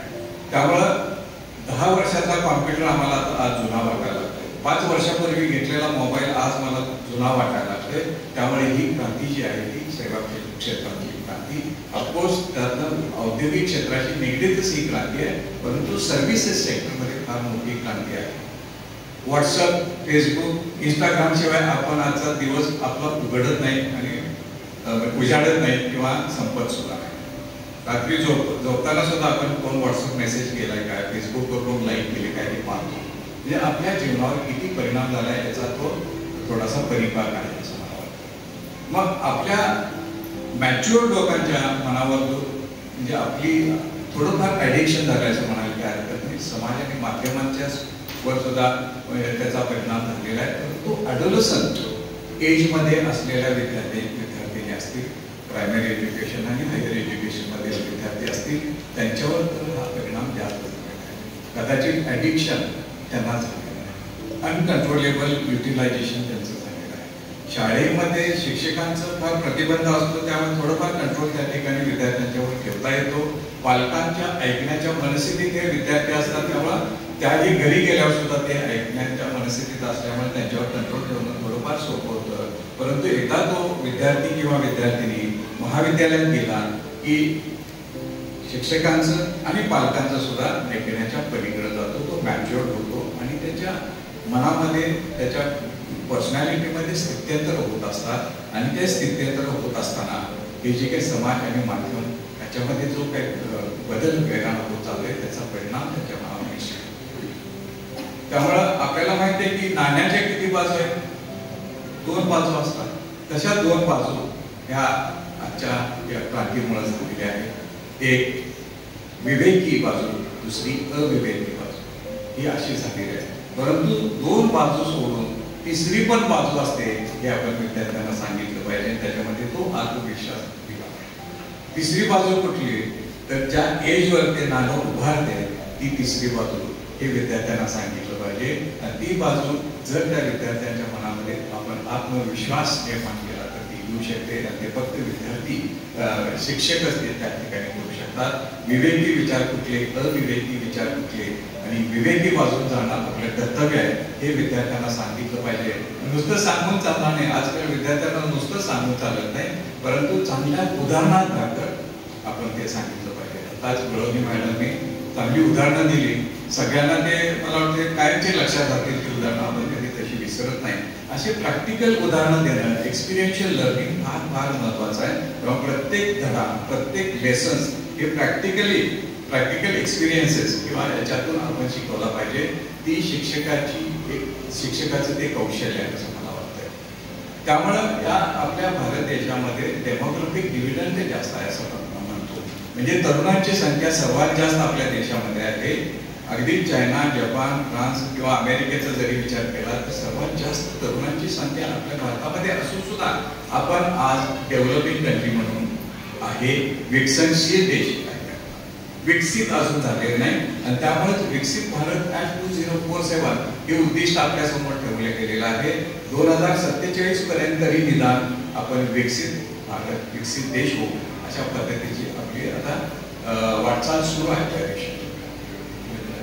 म्हणजे डेमोग्राफिक डिव्हिजन चांगल्या कारणासाठी वापरणं फार महत्वाचं आहे. आणि तो डेमोग्राफिक डिव्हिजन म्हणजेच आपले सर्व महाविद्यालयातील तरुण तरुणी, विद्यार्थी त्यांना चांगलं शिक्षण देणं, त्यांच्यामध्ये चांगले संकेत देणं, त्यांच्यावर चांगले संस्कार करणं हे फार महत्वाचं आहे. आणि ते संस्कार या आपल्या कॉलेजमध्ये, महाविद्यालयामध्ये होत असतात, शाळेमध्ये होत असतात. अशा पद्धतीनं त्यामुळे शिक्षकांची भूमिका फार महत्वाची आहे. हा विकसित भारत जर म्हटलं तर आजचा नेमकं काय प्रश्न आहे, आज आपण कुठं आहोत हे सुद्धा पाहिलं पाहिजे. तर त्याचा एक इंडेक्स आहे, जसा human development index, research and development index, असे बरेचसे इंडेक्स हे जागतिक दर्जावर ते रिपोर्ट्स तयार होतात आणि ते प्रकाशित होतात. त्याचा जर विचार केला तर त्याच्यामध्ये एक अनोखा अशा पद्धतीनं इनोव्हेटिव्ह इंडेक्स त्यामध्ये आहे. त्याला म्हणतात आत्मनिर्भरता इंडेक्स, त्याला AI इंडेक्स. AI म्हटलं की आपल्या समोर आर्टिफिशियल इंटेलिजन्स होते, परंतु तो आत्मनिर्भरता इंडेक्स आहे. आणि तो इंडेक्स फार सोपा आहे करण्यासाठी. जो आपल्या भारतातून परदेशात माल जातो म्हणजे एक्सपोर्ट होतो, डिवायडेड बाय परदेशातून भारतात येतो म्हणजे आयात. निर्यात आणि आयातीचा भागाकार केला की तो आत्मनिर्भर इंडेक्स काढता येतो. आणि आज आपला साधारण आपल्या देशाचा 0.4 to 0.6 एवढा आहे. तो 1 किंवा 1 पेक्षा जास्त झाला की आपण आत्मनिर्भर झालो आणि आपण विकसित झालो असं समजायचं. तर 1 पेक्षा जास्त होण्यासाठी काय करावं लागेल तर आपण आपल्या देशामध्ये निर्मिती करून बाहेरच्या देशामध्ये त्याची निर्यात करायला पाहिजे, एक्सपोर्ट करायला पाहिजे, ती एक्सपोर्ट वाढवलं पाहिजे. आज जर थोडीफार बाजारावर नजर टाकली तर मॅक्झिमम आपली बाजारपेठ ही चायनीज प्रॉडक्ट्सनी फ्लडेड आहे. सगळीकडे चायनीज प्रॉडक्ट्स आहेत. आपल्या घरामध्ये सुद्धा आपण गणपती उत्सव साजरा करत असताना त्यातल्या बऱ्याचशा गोष्टी चायनीज आहेत. लाईटच्या मालापासून सगळं चायनीज आहे. आपण इंडियामध्ये ते का करू शकत नाही हा त्याचा परिणाम प्रश्न आहे. हे माझं नेहमी उपलानी सरांशी अशा चर्चा होत असतात, कारण ते टेक्नॉलॉजीचे आहे, इलेक्ट्रॉनिक्सचे आहे आणि त्यामुळे नेहमीच आमच्या चर्चा होत असतात. तरी ही कुठतरी भावना आपली बदलली पाहिजे. त्यामुळे विज्ञान आणि तंत्रज्ञान विद्याशाखेमध्ये करण्यासारखं फार आहे. आणि हे सगळं जी वेगाने बदलत चाललेलं जग आहे, ते वेगाने बदलत चाललेल्या जगाच्या आपण कुठेतरी मागे पडू नये यासाठी राष्ट्रीय शैक्षणिक धोरण 2020 तयार झाले आणि ते डॉक्टर कस्तुरी रंगन, इस्रोचे चेअरमन, माजी अध्यक्ष यांनी ते राष्ट्रीय शैक्षणिक धोरण ते तयार केलेलं आहे 2020 मध्ये. याच महिन्यामध्ये त्या धोरणाला 5 वर्षे पूर्ण, 25 जुलै 2020 मध्ये झालं. आता जुलै 2025 मध्ये त्याला 5 वर्ष होत आहेत. तरी सुद्धा आपण अजूनही कुठेतरी अडखळत आहोत की आपल्या अंगी बांधलेलं नाही आपण आणि ते समजून घेण्यासाठी अवघड आहे असं कुठेतरी आपल्या शिक्षकांचं म्हणणं आहे. त्यामुळे विद्यापीठ म्हणून आमच्याकडे आमच्या पुढे फार मोठं आव्हान आहे. हे राष्ट्रीय शैक्षणिक धोरणामध्ये काय काय अपेक्षा शिक्षकांच्याकडून आहेत आणि विद्यार्थ्यांच्याकडून आहेत हे फार महत्वाचं अतिशय चांगल्या पद्धतीने त्यांनी त्या ठिकाणी. त्यामुळे हे योग्य पद्धतीनं NEP 2020 जर राबवलं तरच आपण आताचं जे वेगानं बदलत जाणारं जग आहे त्याला सामोरं जाण्याची आपल्याकडे ती कुवत निर्माण होईल. नाहीतर आपण अजूनही 2047 ओलांडलं तरी विकसनशील देश म्हणूनच गणले जाईल ही थोडीशी भीती मला तरी वाटते. त्यामुळं जर विकसित देश असेल तर त्याचा GER फार महत्वाचा. म्हणजे काय? ग्रॉस एनरोलमेंट रेशो आपला किती आहे? भारताचा GER किती आहे सध्या? 30 आहे. 29 ते 30च्या दरम्यान आपल्या भारताचा GER. जगात जे काही विकसित देश आहेत त्यांचा GER 89 ते 90 आहे. म्हणजे 100 विद्यार्थ्यांनी शाळेमध्ये प्रवेश घेतला तर त्याचे 90 विद्यार्थी हायर एज्युकेशनमध्ये जातात. ड्रॉपआउट रेशो फक्त 10% आहे. आपल्याकडे तो 30 आहे. म्हणजे ड्रॉपआउट आपला 70% आहे. हे 70% विद्यार्थी जातात कुठं? उच्च शिक्षणापासून असलेले वंचित असलेले हे घटक आहेत त्यांना आपल्या शैक्षणिक प्रवाहामध्ये आणणं फार महत्वाचं आहे. त्यासाठी आपण कुठली पेडागॉजी वापरायची, त्यासाठी कुठली इनोव्हेटिव्ह मेथड वापरायची हे आपण पाहिजे. डाऊन टोटल सोसायटीमध्ये जे काही युवक आहेत, तरुण तरुणी आहेत, विद्यार्थिनी आहेत, त्यांना नेमक्या काय प्रॉब्लेम आहे, त्यांना कोणत्या अडचणी आहेत हे आपण समजावून घ्यायच्या पाहिजे. बरेचसे शिक्षक म्हणतात सर ते आमच्या करिक्युलम मध्ये नाही, ते आमच्या सिलेबस मध्ये नाही. तर त्यामध्ये म्हणूनच राष्ट्रीय शैक्षणिक धोरणामध्ये CEP नावाचा एक कंपोनंट घातलेला आहे, कम्युनिटी एंगेजमेंट प्रॅक्टिस. कम्युनिटीला समजावून घेणं फार महत्वाचं आहे. आजकालची कम्युनिटी आपण 4 भिंतींच्या मध्ये महाविद्यालयामध्ये काम करत असताना आपला एक माइंडसेट वेगळा आहे.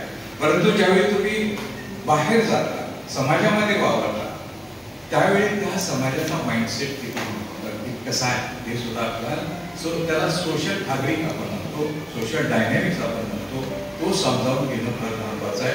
जर NEP आपल्याला बरोबर यशस्वीपणे इम्प्लिमेंट करायचं असेल तर ते कोण करणार? शिक्षकांनी. शिक्षक नेहमी ज्याच्या वेळी, म्हणजे मी कोणाला करूच देत नाही, सर्वांचा आदर करतो, परंतु ज्या वेळी आमच्या विद्यापीठामध्ये वर्कशॉप होतात त्याच्यावेळी त्याची सुरुवात वर्तुळ पासून. सर तुम्ही हे सांगताय आणि ते केलं तर माझा कार्यभार वाढेल वगैरे वगैरे असे प्रश्न विचारतात. त्यांना मी दोष देत नाही, परंतु ही कुठतरी भावना आपली समाजाप्रती काहीतरी आपण देणार, समाज उपयोगी काहीतरी आपण संशोधन किंवा हे करायचं असेल तर समाजामध्ये वापरलं पाहिजे. आपला जादाचा वेळ त्यांना दिला पाहिजे, समाजाला दिला पाहिजे. त्यांचे प्रश्न आपण पहिल्यांदा निर्णय समजले ते पाहिजे, सोडवायचं नंतर विचार करूया. त्यामुळे मी नेहमीच आमच्या काही प्राध्यापकांना सांगतो की prepare the bank of questions. रियालिटीचे प्रश्न काय आहेत, समाजाचे प्रश्न हे तुम्ही घेऊन टाका. आमच्या सदन खेडेगावामध्ये तुम्ही राधानगरी तालुक्यामध्ये सदन खेडेगाव, तिथले शेतकरी सदन आहे, पाणी सुपीक जमीन सगळं आहे. आणि तिथं जात असताना त्यांची जी काही जनावर होती त्यांना खायला जनावरांचं खाद्य नव्हतं, तर कोबी आणि फ्लावर दिलं. आपण जे खातो भाजी ना, कोबी आणि फ्लावर. त्यांना म्हटलं अरे कोबी आणि फ्लावर आमच्या मार्केटमध्ये 50 रुपये किलो वगैरे आम्ही विकत घेतो, तू जनावरांना कसं काय करतो? सर म्हटला हे आमच्याकडे पिकते तरी, परंतु इथून मला कोल्हापूरला प्रवास करत घालून तिथं जाणं आणि विकणे हे परवडत नाही, म्हणून त्यापेक्षा मी हे जनावरांनाच खायला. हे शेतकरी बांधवांचे प्रश्न, त्यांच्यासाठी बिझनेस मॉडेल कसं काय, हे सगळे आजकालचे समाजासमोरचे प्रश्न आहेत. आणि त्यासाठी हे आपलं शिक्षण हे उपयुक्त राहिलं पाहिजे असं बळवणी मॅडम म्हटलं ते खरोखरच आहे. त्यामुळे समाजाचे प्रॉब्लेम ज्याला सोडवता येतात तो खरा उपयुक्त शिक्षक आणि संशोधक असं म्हणावं लागेल. परंतु महाविद्यालय असतील, विद्यापीठ असतील, त्यांच्याकडे संकलित स्वरूपामध्ये हे सर्व प्रश्न समाजाचे आसपास असले पाहिजे. हे थोडेफार बघितलेले प्रश्न आहेत, अनसीन प्रॉब्लेम्स आहेत, ते तरुणांच्या मनामध्ये डोकावून पाडले पाहिजे. त्या प्रसंगी मला नेहमी वाटतं की आपण तारे जमीन पर चित्रपट सर्वांनीच पाहिला आणि त्यामध्ये मुलगा कसा वागतो याच्यापेक्षा आई वडील त्या मुलाबरोबर कसे वागतात हे पाहण्यात आपल्याला. मुलगा शिक्षण घेत नाही, त्याला शिक्षणामध्ये इंटरेस्ट नाही, आर्टमध्ये आले हे नंतर त्यांच्या लक्षात येते, परंतु म्हणून त्याला बोर्डिंगमध्ये त्याचे वडील ठेवतात. बरोबर आहे ना, थोडीफार त्यांची पार्श्वभूमी आहे. आणि त्यावेळी आमिर खान त्या ठिकाणी येतो आणि ते वडील त्याला सांगतात शिक्षणामध्ये प्रगती नाही, अजिबात इंटरेस्ट नाही, आवड नाही, आणि तो त्या टॉईज बरोबर खेळत असतो आणि खेळण्याच्या बरोबर खेळत असतो. आमिर खान त्या खेळण्याच्या बॉक्सकडे बघतो, चायनीज खेळणं असतं ते, आपले टॉईज सगळे चायनीज होतात. तर ते खेळण्याचं जे पॅकेज केलेला बॉक्स असतो तो बघतो आणि तो वडिलांना म्हणतो हे घ्या आणि बॉक्सवरचं वाचा. ते बॉक्सवर इंग्लिश, मराठी, हिंदी लिहिलेलं नव्हतं, संस्कृत पण लिहिलेलं नव्हतं, तर चायनीज लिहिलेलं. मग वडील म्हणतात हे मला कसं वाचायचं? अहो तुम्ही हायली एज्युकेटेड आहात ना, तुम्ही सांगा काय लिहिलं मला सांगा. म्हणजे मला काय ते वाचता येईल. तसंच हे मुलांच्या दृष्टिकोनातून तुम्ही त्या प्रश्नांकडे पाहिजे, मग तुम्हाला त्यांचे प्रॉब्लेम्स हा त्यातला मेसेज फार चांगला मेसेज मुलांच्या दृष्टिकोनातून त्या प्रश्नांच्याकडे किंवा समाजाकडे किंवा शिक्षणाकडे पाहण्याचा आपण कधी प्रयत्न केला का, हा मला थोडासा त्यामुळे get in to the others shoes हे बॉडी लँग्वेजची महत्वाची व्याख्या आहे. म्हणजे दुसऱ्याच्या ठिकाणी आपल्याला ठेवून पहा आणि मग प्रश्नाकडे पहा, मग तुम्हाला नेमका प्रश्न छोटा आहे की मोठा आहे ते कळेल. ॲज अ शिक्षक, ॲज अ एज्युकेटेड आणि आपण वेल ग्रोन पर्सन म्हणून आपण एखाद्या मुद्द्याकडे किंवा प्रॉब्लेमकडे पाहणे आणि एक इमॅच्युअर्ड स्टुडंट म्हणून त्या प्रॉब्लेमकडे बघणे हा दोघांच्या दृष्टिकोनामध्ये जमीन आसमानाचा फरक आहे. त्यामुळे मुलांच्याकडे त्या ठिकाणी त्यांच्या दृष्टिकोनातून प्रॉब्लेमकडे बघितलं तर खऱ्या अर्थानं आपल्याला कोणती पेडॉलॉजी वापरायची हे लक्षात येईल. अमुक तमुक पुस्तकामध्ये ही पेडॉलॉजी दिली म्हणून तीच पेडॉलॉजी मला शिकवायला पाहिजे अशी कदाचित अपेक्षा करणं चुकीचं आहे असं मला वाटते. तेही शिकवलं पाहिजे, कारण NEP मध्ये comprehensive knowledge of the subject असलंच पाहिजे ही अपेक्षा. ऑफकोर्स ते सब्जेक्ट शिवाय दुसरं काय करता येणार नाही, परंतु त्याचबरोबर holistic development of the student याची पण अपेक्षा. यापूर्वीचं जे एज्युकेशन होतं ते एकाच कंपार्टमेंटमध्ये होतं, परंतु आजकाल जी अपेक्षा केली आहे ते म्हणजे मल्टीडिसिप्लिनरी एज्युकेशन आणि होलिस्टिक एज्युकेशन. मल्टीडिसिप्लिनरी म्हणजे फिजिक्स शिकत असताना म्युझिक पण शिकायला पाहिजे, आर्ट्स पण शिकला तरी चालतोय. त्याच्या पद्धतीची फ्लेक्झिबिलिटी त्या विद्यार्थ्याला आपण दिली पाहिजे, तशा पद्धतीच्या इन्फ्रास्ट्रक्चरल फॅसिलिटीज त्या विद्यार्थ्यांना द्यायला पाहिजे. सुविधा आपल्याकडे त्या कॉलेजमध्ये पाहिजे. आमच्याकडे तशा सर क्लासरूम नाही म्हणून आम्ही हे कॉम्बिनेशन घेत नाही असे म्हणणारे फार आहे, परंतु कॉम्बिनेशन म्हणजे क्लासरूम नसताना सुद्धा विद्यार्थ्यांना उपलब्ध करून देणारे फार त्यामध्ये जास्त असले पाहिजे असं मला वाटतं. कारण विद्यार्थ्यांच्या माध्यमातून, विद्यार्थ्यांच्या दृष्टिकोनातून ते त्यांना फार गरजेचं आहे. अल्बर्ट आइन्स्टाईन आपल्या सर्वांना शास्त्रज्ञ माहिती आहे, बरोबर. मी जर्मनीमध्ये 2 वर्ष त्या ठिकाणी जर्मनीमध्ये बर्लिन वांझी नावाचं एक शहर होतं. त्या शहराच्या बाजूने एक खेडेगाव वांझी नावाचं होतं. त्या खेडेगावामध्ये एक मोठं रंकाळ्यासारखं लेक होतं, तलाव होतं आणि त्याच्या आजूबाजूला सगळं जंगल होतं. त्या जंगलामध्ये एक झोपडी बाजार आणि आमची ट्रिप त्या ठिकाणी, मी 2 वर्ष तिथं होतो, ट्रिप त्या ठिकाणी गेली होती आणि मला माहित नव्हतं नेमकी ही झोपडी का दाखवा ट्रिप म्हणून. तर मग त्यांनी सांगितलं की अल्बर्ट आइन्स्टाईन यायचे आणि आपले व्हायोलिन वाजवत बसायचे एकटेच. म्हणजे म्युझिक त्यांचा छंद होता आणि ते म्युझिक वाजवत असताना त्यांना फिजिक्सच्या वेगवेगळ्या आयडियाज होत्या.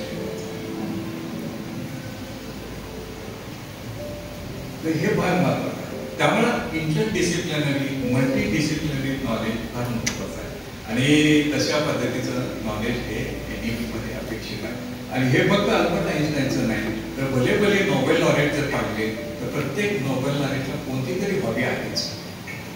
कोण डान्स करते, कोण म्युझिक करते, कोण लिखाण करते. बरेचशा त्यांचे आहेत आणि त्याला अशा पद्धतीची मल्टीडिसिप्लिनॅरिटी अप्रोच त्या प्रत्येक तज्ज्ञ लोकांच्याकडे आहे. म्हणजे ही मल्टीडिसिप्लिनरी एज्युकेशन, होलिस्टिक एज्युकेशन हे आपल्या NEP मध्ये अपेक्षित आहे. त्यामुळे फक्त शिक्षणशास्त्र न शिकवता त्याला इतर सुद्धा कक्षा शिकवल्या पाहिजे, त्याचा फ्लेवर त्या मुलांना दिला पाहिजे, त्यातून तो आवडतं येईल आणि त्याचं मग मन इतकं आपण मॅच्युअर करायला पाहिजे की he can utilise one idea from one discipline to another and apply that idea to another discipline. अशा पद्धतीनं बरेचसे नोबेल लॉरेट्स आहेत. त्यामुळं अशा पद्धतीची शिक्षण प्रणाली या ठिकाणी आणली पाहिजे. परंतु शिक्षणशास्त्रामध्ये अभ्यासक्रमच्या फ्रेमवर्कमध्येच आपण काम करत असतो. बरेचसे विद्यार्थी आपल्याकडे येत असतात, हा क्वेश्चन पेपर अवघड होता, ते आउट ऑफ सिलेबस होता. कारण रोड लर्निंग आणि मेमोरायझेशन याच्यावरच बेस्ट आहे का आपली हायर एज्युकेशन सिस्टीम, याचा सुद्धा आपण विचार केला. क्युरिओसिटी, क्रिएटिव्हिटी आणि innovation and doing something new या बाजूला आपण जाणार नाही. चायनीज लोक एवढी पुढं काय तर त्या ठिकाणी क्रिएटिव्हिटी आहे, क्युरिओसिटी आहे. तिथली हायर एज्युकेशनमध्ये विद्यापीठामध्ये एंट्री करण्यासाठी जी एंट्रन्स एक्झामिनेशन असते ती 5 दिवस चालते आणि आपल्या IITच्या कित्येक पट जास्त अवघड असते आणि त्याचा ती परीक्षा पास होण्याचा ध्यासच मुलाला घेतला पाहिजे, त्याशिवाय तो पास होतो. आणि जो परीक्षा पास होतो आणि जातो तो एक वेगळं जग घडतो हे आपण पाहतो. त्यामुळं अशा पद्धतीची शिक्षण प्रणाली आपण आणली पाहिजे. म्हणून NEP 2020 मध्ये फार मोठ्या अपेक्षा आहेत, परंतु आमच्या समोर अजूनही फार आव्हान आहे. त्यासाठी एज्युकेशन फ्रॅटर्निटी म्हणजे शिक्षणशास्त्राच्या या सर्व तज्ञ लोकांनी आम्हाला सुद्धा सूचित केलं पाहिजे की सर ही टीचिंग पेडॉलॉजी जर आपण वापरली तर होलिस्टिक एज्युकेशन किंवा मल्टी डिसिप्लिनरी एज्युकेशन सुकर होईल किंवा त्याचा कार्यभार न वाढवता ते आपल्याला इम्प्लिमेंट करता येईल. अशा पद्धतीने काय सोडवता येईल का हे पाहिजे. NEP मध्ये अजून बरेचशी इतकी नवीन आयाम येत आहेत ते आपण वाचणं सुद्धा आपल्या कदाचित जमतं. काल ज्यावेळी मी संध्याकाळी आमच्या मॅडम आणि मी एकाच कार्यक्रमामध्ये रात्री होतो 9:30 वाजता आणि त्यावेळी घरी जात होतो. त्यावेळी एवढा मोठा पंच माझ्या म्हणजे PAने आपल्या गाडीत ठेवला. ड्रायव्हर म्हणजे सर एवढी पुस्तकं आज घ्यायची होय म्हटलं उद्याची तयारी करायची. म्हणजे राष्ट्रीय शैक्षणिक धोरणाचं मी त्यांना PAला सांगितलं होतं NEP 2020चं सगळं काढून ठेवलं, एवढं त्यांनी टाकावं. मग येताना माझ्या ड्रायव्हरने विचारलं सर ते काय केलं, मी तो वाचलं. त्यांना आश्चर्य वाटलं सर एवढं कसं काय एका रात्रीत वाचलं किंवा एका तासात. अरे म्हटलं ते आम्ही रोजच बघत असतो, फक्त रिफ्रेश केली आणि त्याच्यामध्ये महत्वाचे समजावून घेतले. अशा पद्धतीचं हे NEPचं लिटरेचर उपलब्ध आहे. त्यातून भरपूर नवीन योजना त्या ठिकाणी आणलेल्या आहेत. 6 व्हर्टिकलची निर्मिती त्यातूनच झाली. अंडर ग्रॅज्युएशनला 6 व्हर्टिकल आहे. त्यामध्ये व्हॅल्यू एज्युकेशन आहे, ॲबिलिटी एनहान्समेंट आहे, स्किल एनहान्समेंट आहे, कम्युनिटी एंगेजमेंट आहे, को करिक्युलर ऍक्टिव्हिटीज आहे, NCRF म्हणजे नॅशनल क्रेडिट फ्रेमवर्क सुद्धा आपण समजावून घेतलं पाहिजे. कदाचित शिक्षणशास्त्रामध्ये आपले तज्ञ त्यांना समजलं असेल. त्यामुळे every activity in the education field can be creditized हे नॅशनल क्रेडिट फ्रेमवर्क मध्ये दिलेलं आहे. त्यामुळे स्पोर्ट्समध्ये इतकी वर्ष कधीच त्यांचं क्रेडिटमध्ये रूपांतर त्याचं होत नव्हतं. त्याला सेपरेट आपण ग्रेस मार्क देत होतो, ती गोष्ट वेगळी. पण आज या फ्रेमवर्कमध्ये आपण स्पोर्ट्सचे गुण सुद्धा क्रेडिटच्या रूपामध्ये आपण त्याच्या मार्क लिस्टवर अंतर्भाव करत. त्यामुळे every activity on the campus is creditized हे नॅशनल क्रेडिट फ्रेमवर्क सांगतं. पण एव्हरी ऍक्टिव्हिटी म्हणजे काय हे सुद्धा त्यामध्ये दिले, आपण आवर्जून वाचलं पाहिजे. स्वयं मोक्ष आणि ऑनलाईनच्या माध्यमातून आमचे पाटील सर चांगलं काम करतायत.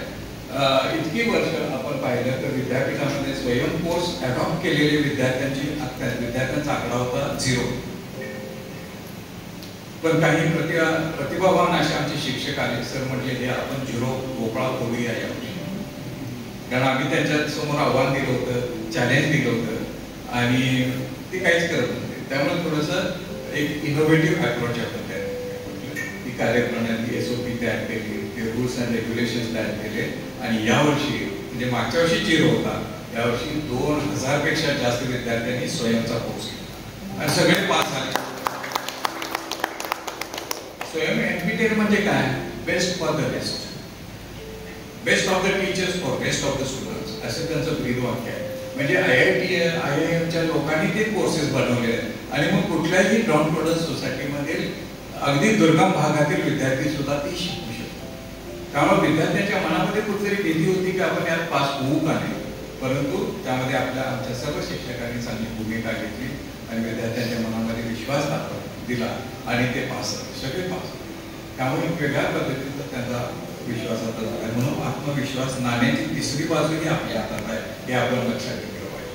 विद्यार्थ्यांना तो विश्वास आपण आणून दिला की निश्चित त्यांचे हिडन पोटेन्शियल एक्सप्लॉइट करणं फार पोटेन्शियल ह्या विद्यार्थ्यांच्या मध्ये युवकांच्या मध्ये आहे, ते एक्सप्लॉइट करणं आणि त्यांच्या मनामध्ये स्पार्क निर्माण करणे हे प्राध्यापकांचं काम. तिसरा एक मुद्दा त्यामध्ये कालच आमचं एक फार मोठं वर्कशॉप झालं, त्याला म्हणतात AED.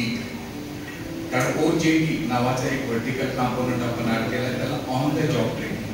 म्हणजे 6 महिन्यामध्ये विद्यार्थी शाळा किंवा कॉलेज सोडून कुठल्या तरी CA कडे जॉईन होतो, ॲडव्होकेट कडे सुद्धा जॉईन होऊ शकतो किंवा कुठल्याही मार्केटमध्ये जाऊ शकतो, इंडस्ट्रीमध्ये जाऊ शकतो. इंडस्ट्री कनेक्ट हा सोसायटी, एज्युकेशन आणि इंडस्ट्री हा कनेक्ट फार महत्वाचा आहे. आणि ॲट द टॉप गव्हर्नमेंट तो अतिशय चांगला काय म्हणतात सुरेख संगम त्या ठिकाणी झालेला आहे असं मला वाटतंय. कारण एका बाजूला सेंट्रल गव्हर्नमेंट म्हणजे ministry of education, state government, Maharashtra शासन यांनी अतिशय चांगल्या पद्धतीची गेल्या 5 वर्षामध्ये हायर एज्युकेशन इकोसिस्टीम सक्षम करत आहे.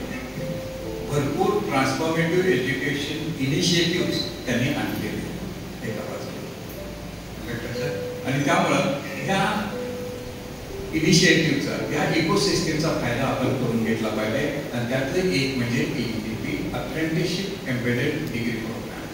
त्या मुलाला 3 वर्षाच्या प्रोग्राममध्ये 1 सेमिस्टर अप्रेंटिसशिप करता येते आणि ज्या इंडस्ट्रीमध्ये ते केला आहे तो ती इंडस्ट्री त्याला किमान 10,000 रुपये अप्रेंटिसशिप देते, त्यातले 5,000 रुपये गव्हर्नमेंट त्या इंडस्ट्रीला देते. अशी ती स्कीम. किंवा 4 वर्षाचा कोर्स असेल FYUP 4 year undergraduate programme हे NAPचं वैशिष्ट्य आहे.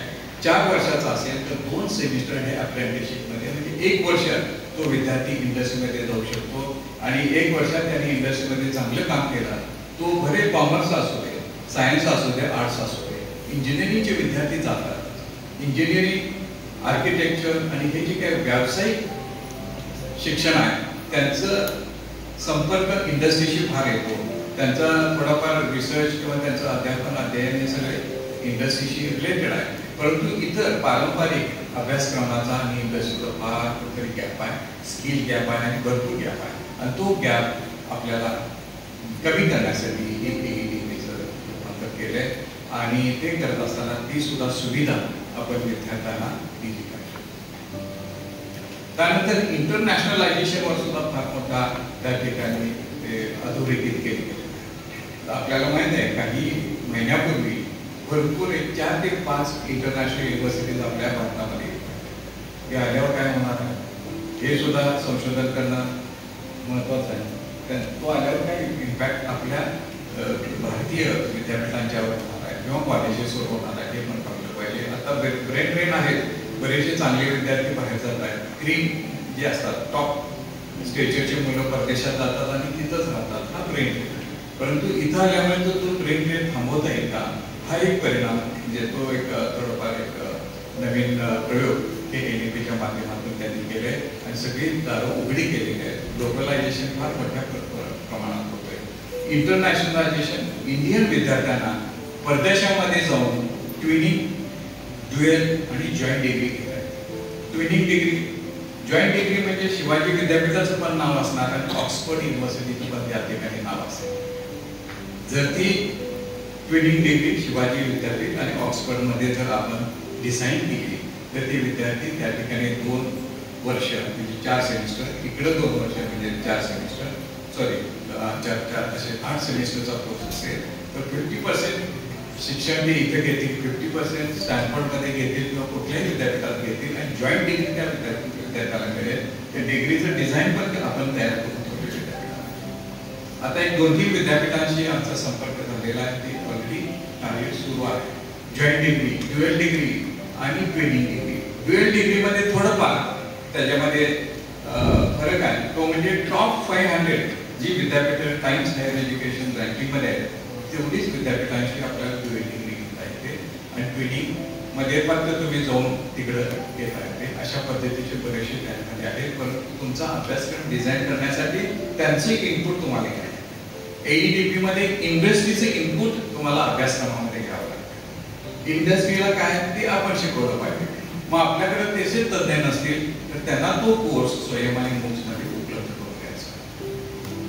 सोपं झालं, काही अवघड नाही. कारण ऑनलाईन प्लॅटफॉर्म आपल्याकडे अतिशय वाजवी दरामध्ये कदाचित फ्री ऑफ कॉस्टमध्ये उपलब्ध आहे. त्याचा फायदा आपण करून घेतला पाहिजे असं मला वाटतंय.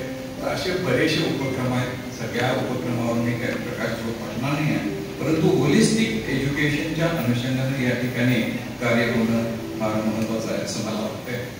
Enquiry driven, discussion based, discovery oriented, innovative, flexible असे एज्युकेशन आपल्याकडे प्रत्येक शब्द संशोधन करण्यासाठी. एन्क्वायरी ड्रिवन एज्युकेशन म्हणजे काय आणि त्यासाठी कुठली पेडॉलॉजी वापरायची, त्यासाठी कुठलं इनोव्हेशन आपण वापरायचं. डिस्कवरी ओरिएंटेड सिलेबस असला पाहिजे. म्हणजे काय हे आपण परवाच स्पीट म्हणून एक इन्स्टिट्यूट आहे, Sardar Patel institute of technology, तर त्यांच्याशी इंटरॅक्शन होत होता. त्यांना म्हटलं मॅडम तुमच्याकडे विद्यार्थी कुठले येतात? ते म्हटले कारण की मुंबईमध्ये इन्स्टिट्यूट आहे.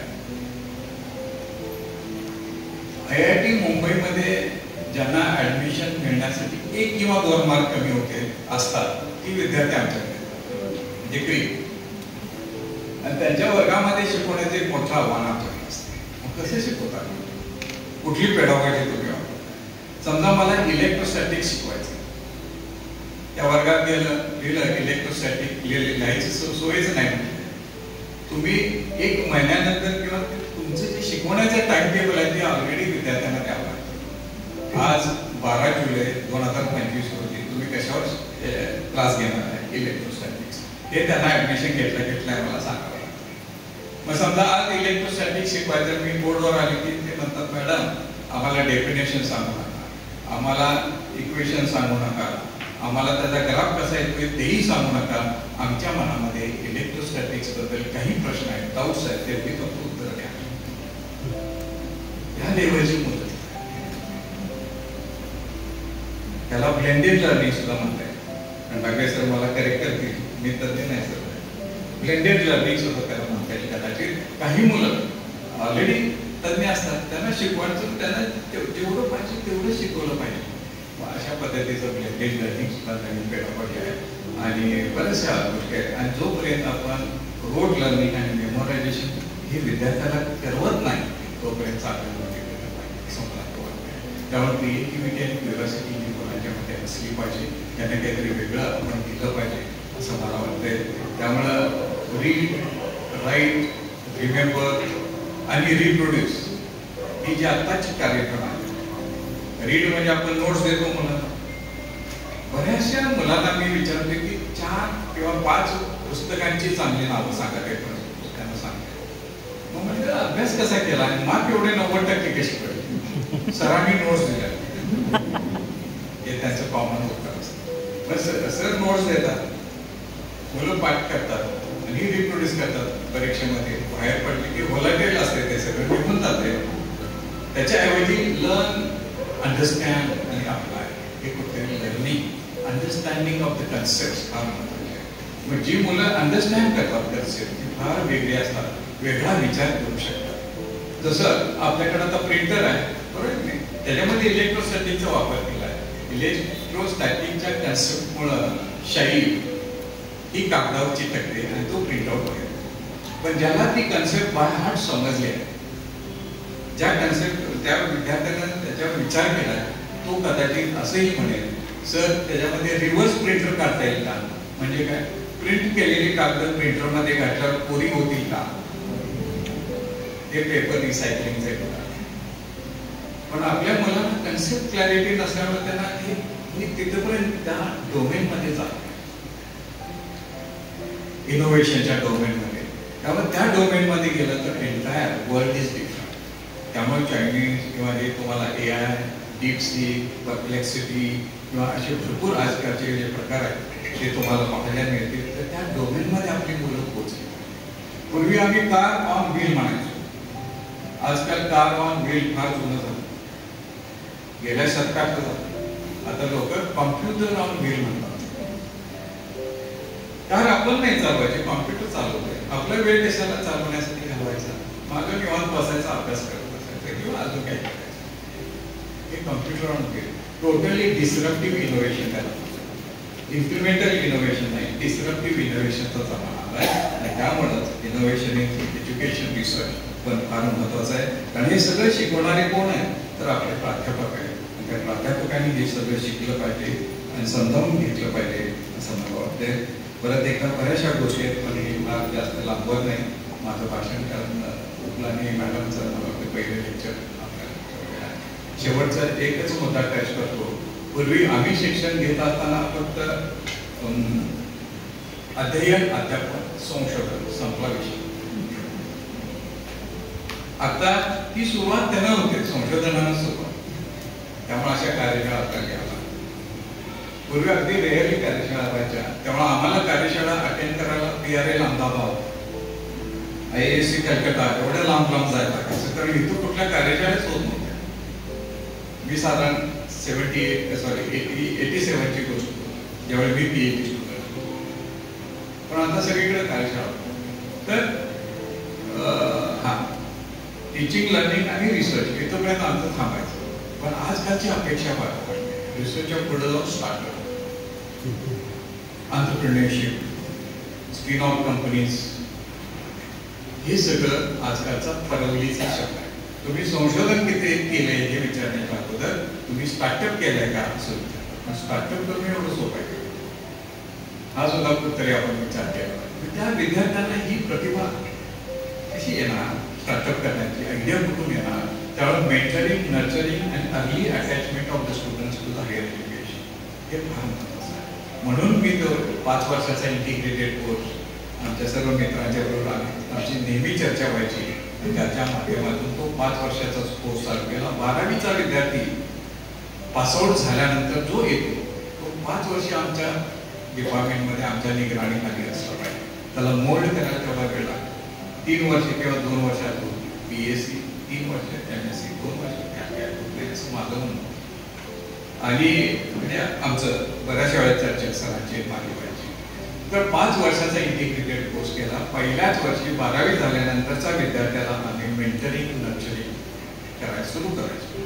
आणि त्या विद्यार्थ्याला जे काय पहिलं लेक्चर असते त्याच्यामध्ये तुम्ही 5 वर्षानंतर तुम्हाला काय काय संधी आहे ते पहिल्याच दिवशी, पहिल्याच वर्षी, पहिल्या दिवशी आपण सांगायला कुठपर्यंत तू जाऊ शकतो. पण त्याला स्वप्न दाखवताना फार कल्पना करायची नाही. आयव्ही लीग युनिव्हर्सिटीमध्ये तुला जायचं आहे संशोधनाला, म्हणजे स्टॅनफर्ड, ऑक्सफर्ड, केम्ब्रिज असं तुम्हाला जायचं. आणि ती संधी तुला प्राप्त होणार. आणि त्यासाठी जर तू तयारी असेल तुझी मानसिक, तर आम्ही तुला तुझी तयारी करून घेतो. हे शिक्षक आहे. आणि मला वाटतं अशा पद्धतीने आपण केलं तर विद्यार्थी त्यांच्याकडे हिडन पोटेन्शियल इतकं असतं की ते तुझ्या कुठेही जाऊ शकतात. आमच्याकडे 45% मुलं, काही मुलं आलेली सगळ्यांनी डोक्याला हात लावला होता. म्हणजे ह्यांना काहीच समजत नव्हतं. इंग्रजीमध्ये बोलत, मराठीमध्ये पण इतकं काही समजत नव्हतं. सायन्स आणि विज्ञान, तंत्रज्ञान त्यांना कसं समजावून सांगणार. आणि त्यांचं काय होणार तर 45% विद्यार्थ्यांना 45 लाखाचं पॅकेज आपल्या विद्यार्थ्यांच्या मध्ये हा आमूलाग्र बदल शिक्षकच घडवू शकतो. हे सिद्ध करून दाखवतो. आणि भल्या मोठमोठ्या इंडस्ट्रीमध्ये आणि युनिव्हर्सिटीमध्ये विद्यार्थी पोहोचले 5 वर्ष. आणि पहिल्या वर्षापासून संशोधन आणि इनोव्हेशनमध्ये त्या विद्यार्थ्यांना केलं. आणि त्यासाठी काहीतरी तुम्हाला मोटिवेशन आणि इन्स्पिरेशन हे फार महत्त्वाचं आहे असं मला वाटतं. तेव्हा पहिल्या वर्षाच्या पहिल्या मुलांचं इंडक्शन प्रोग्राम चालू कसं आहे, त्यांना वेगवेगळ्या कक्षा त्यांच्या कशा आहेत ते सांगितलं पाहिजे. आम्हाला जर MSc होताना काही शिक्षकांनी सांगितलं असतं तर ते क्वांटम मेकॅनिक्स जे शिकवतात ते आम्हाला फार बोरिंग वाटायचं. क्वांटम मेकॅनिक्स, क्लासिकल मेकॅनिक्स फार अवघड होतं आणि अधिक अवघड करून आम्हाला शिक्षक पण त्यांनी जर त्यावेळी सांगितलं असतं, म्हणजे मी कधी होतो MSc ला तर 84 वर्ष, म्हणजे कधी 40 वर्ष, 4 दशक फक्त सदका नाही दशक, की क्वांटम मेकॅनिक्सचा वापर करून तुम्ही क्वांटम कॉम्प्युटर्स करू शकता. ही कन्सेप्ट आम्हाला जर त्यांनी 40 वर्षापूर्वी सांगितली असती तर आम्ही त्यात तज्ञ झालो नसतो का. आईन्स्टाईन सारखे क्वांटम मेकॅनिक्सचे जनक, बरोबर आहे ना. तर हे प्रत्येक शिक्षकांनी त्या सुरुवात इथं होते, पण एंड कुठं असू शकतो, एंड कधी कुठं नसतो, परंतु कुठं असू शकतो हे पण सांगितलं पाहिजे असं मला पर्सनली वाटते. ती पेराव पाहिजे तुम्ही त्या ठिकाणी. आता सरांनी सांगितलं, सुशील पवार सरांनी आणि युवराज पवार सरांनी माझ्या इंट्रोडक्शनमध्ये किती ग्रँट्स मी मिळवल्या, तर त्यामध्ये इतकी जागतिक दर्जाची प्रयोगशाळा मिळते. त्यामुळे 12वीतल्या विद्यार्थी ज्यावेळी आमच्या विद्यापीठामध्ये पहिल्या वर्षी येतो, त्या वर्षी आल्यानंतर त्याला दुसऱ्याच दिवशी त्या प्रयोगशाळेत आम्ही नेतो. तिथं 5-5 कोटी रुपयाचे मायक्रोस्कोप्स आहेत. एक मायक्रोस्कोप एकाची किंमत 5 कोटी, आणि ते अशी बरीचशी इक्विपमेंट आहे. तुम्हाला आश्चर्य वाटेल, तुम्ही कधीतरी येऊ शकता. असे अद्यावत इन्स्ट्रुमेंट आहेत, फक्त त्यातलं एकही मेड इन इंडिया नाही. पण जपनीज आहे, फिलिप्स, जर्मनीचे बरेचसे आहेत इन्स्ट्रुमेंट, पण ते विद्यार्थ्यांना दाखवतो. आणि तू जर चांगला अभ्यास केलास तर तुला हे ऑपरेट करायला मी देतो. त्याला इन्स्पिरेशन मिळते, मग तो चांगला अभ्यास करतोय. आणि दुसऱ्यावरती खरंच चांगली प्रगती असली तर आम्ही त्याला म्हणजे हाताळायला घेतो. ते हाताळणं फार अवघड असते. व्हॅक्युम म्हणजे काय तो सुरुवात करायला लागते, पण तो ते शिकला, त्याच्यामध्ये जर ती पोत असेल तर ते हाताळायला आम्ही देतो. आज 10 विद्यार्थी आमचे अगदी कायमस्वरूपी त्याच्यावर आम्ही नेमलेले आहेत, आणि ते चांगल्या विद्यार्थ्यांना शिकवत असतात. हे मोटिवेशन थ्रू एक्सपिरियन्शियल लर्निंग. तुम्ही त्याच्यामध्ये AR, VR, ICT, डिजिटल टेक्नॉलॉजीचा पण वापर करू शकता. तुमच्याकडे नसेल प्रोजेक्ट, तिथं आहे ना स्मार्ट बोर्ड, दाखवा ना त्याला. स्टॅनफोर्ड युनिव्हर्सिटी दाखवा. काय नेमकी Stanford university? That is the university behind industrial revolution. Silicon valley जे अमेरिकेत आहे ती केवळ एका विद्यापीठामुळे आहे, स्टॅनफोर्ड युनिव्हर्सिटी. आणि त्याची सुरुवात केवळ एका वाक्यानं सुरू झाली. स्टॅनफोर्ड युनिव्हर्सिटीचे प्रेसिडेंट ट्रूमन, ते असेच एका कॉन्व्होकेशन मध्ये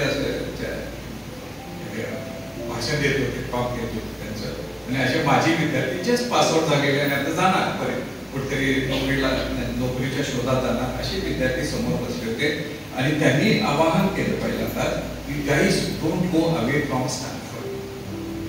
स्टॅनफोर्डचा कॅम्पस सोडून बाहेर जाऊ नका, इथंच इथं तुम्हाला लागेल ती सुविधा मी उपलब्ध करून देतो, पण इथंच सुरुवात करा. तुमचे इंडस्ट्री असेल, स्टार्टअप असेल, हे कित्येक वर्षापूर्वी त्यांनी 100 वर्षापूर्वी असेल ते सांगितले. आणि ते पहिलं ऐकलं 2 विद्यार्थ्यांनी.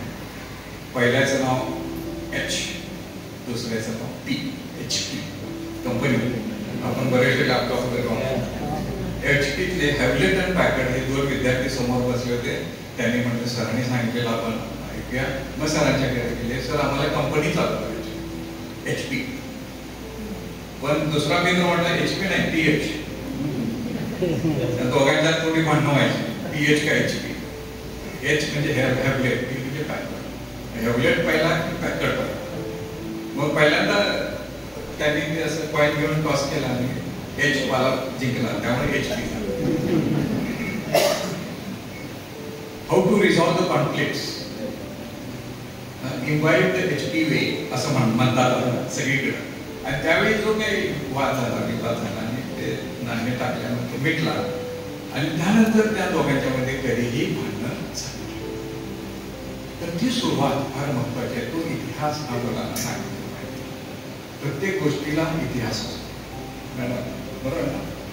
म्हणजे मॅडमने बऱ्याचशा चांगल्या गोष्टी सांगितल्या, त्याच्या मागे इतिहास पण सांगा फार महत्वाचा. अल्बर्ट आइन्स्टाईनची एखादा इक्वेशन शिकवायच्या अगोदर पहिल्यांदा त्याचा ऐतिहासिक डेव्हलपमेंट काय झाली ते एका वाक्यात सांगितलं पाहिजे. मग मुलांना निश्चितपणे वाटेल बाबा काहीतरी बाबा ऐकण्यासारखं आहे, वाचण्यासारखं आहे, इंटरेस्टिंग आहे. Make education interesting and immersive. आता लोकसत्तामध्ये मागच्या महिन्यात एक लेख होता, म्हणजे विद्यार्थ्यांची आवड का कमी होतात, विद्यार्थी महाविद्यालयात काय येत नाही अशा सत्राखाली त्यांनी डिसएंगेजमेंट ऑफ द स्टुडंट्स पासून engagement of the students, immersive education, interesting education हे आपण केलं पाहिजे. त्यासाठी इनोव्हेटिव्ह पेडॉलॉजीचा वापर केला पाहिजे आणि याच्यावर निश्चितपणे आपल्या सर्वांना बरंचसं माहिती आहे, त्याच्यावर आपण चर्चासत्र घेणार आहोत. परत एकदा मला या ठिकाणी आमंत्रित केल्याबद्दल म्हणजे सर कुलकर्णी सर यांचे आभार मानतो आणि आपल्या सर्वांना शुभेच्छा देतो. धन्यवाद सरांनी आपल्या मनोगतातून आपल्याला इनोव्हेशन्स, इंटरनॅशनल कोलॅबरेशन्स, सेवा क्षेत्रातील क्रांती, आत्मनिर्भरता index, GI gross enrolment ratio, holistic education आणि इनोव्हेटिव्ह पेडागॉजीचा शिक्षण क्षेत्रामध्ये वापर या सर्व मार्गदर्शन केलं त्याबद्दल धन्यवाद सर. यानंतर कार्यक्रमाचे अध्यक्ष माननीय ॲडव्होकेट PG कुलकर्णी, संचालक सांगली शिक्षण संस्था सांगली यांना मी विनंती करते की त्यांनी अध्यक्षीय मनोगत व्यक्त करावे.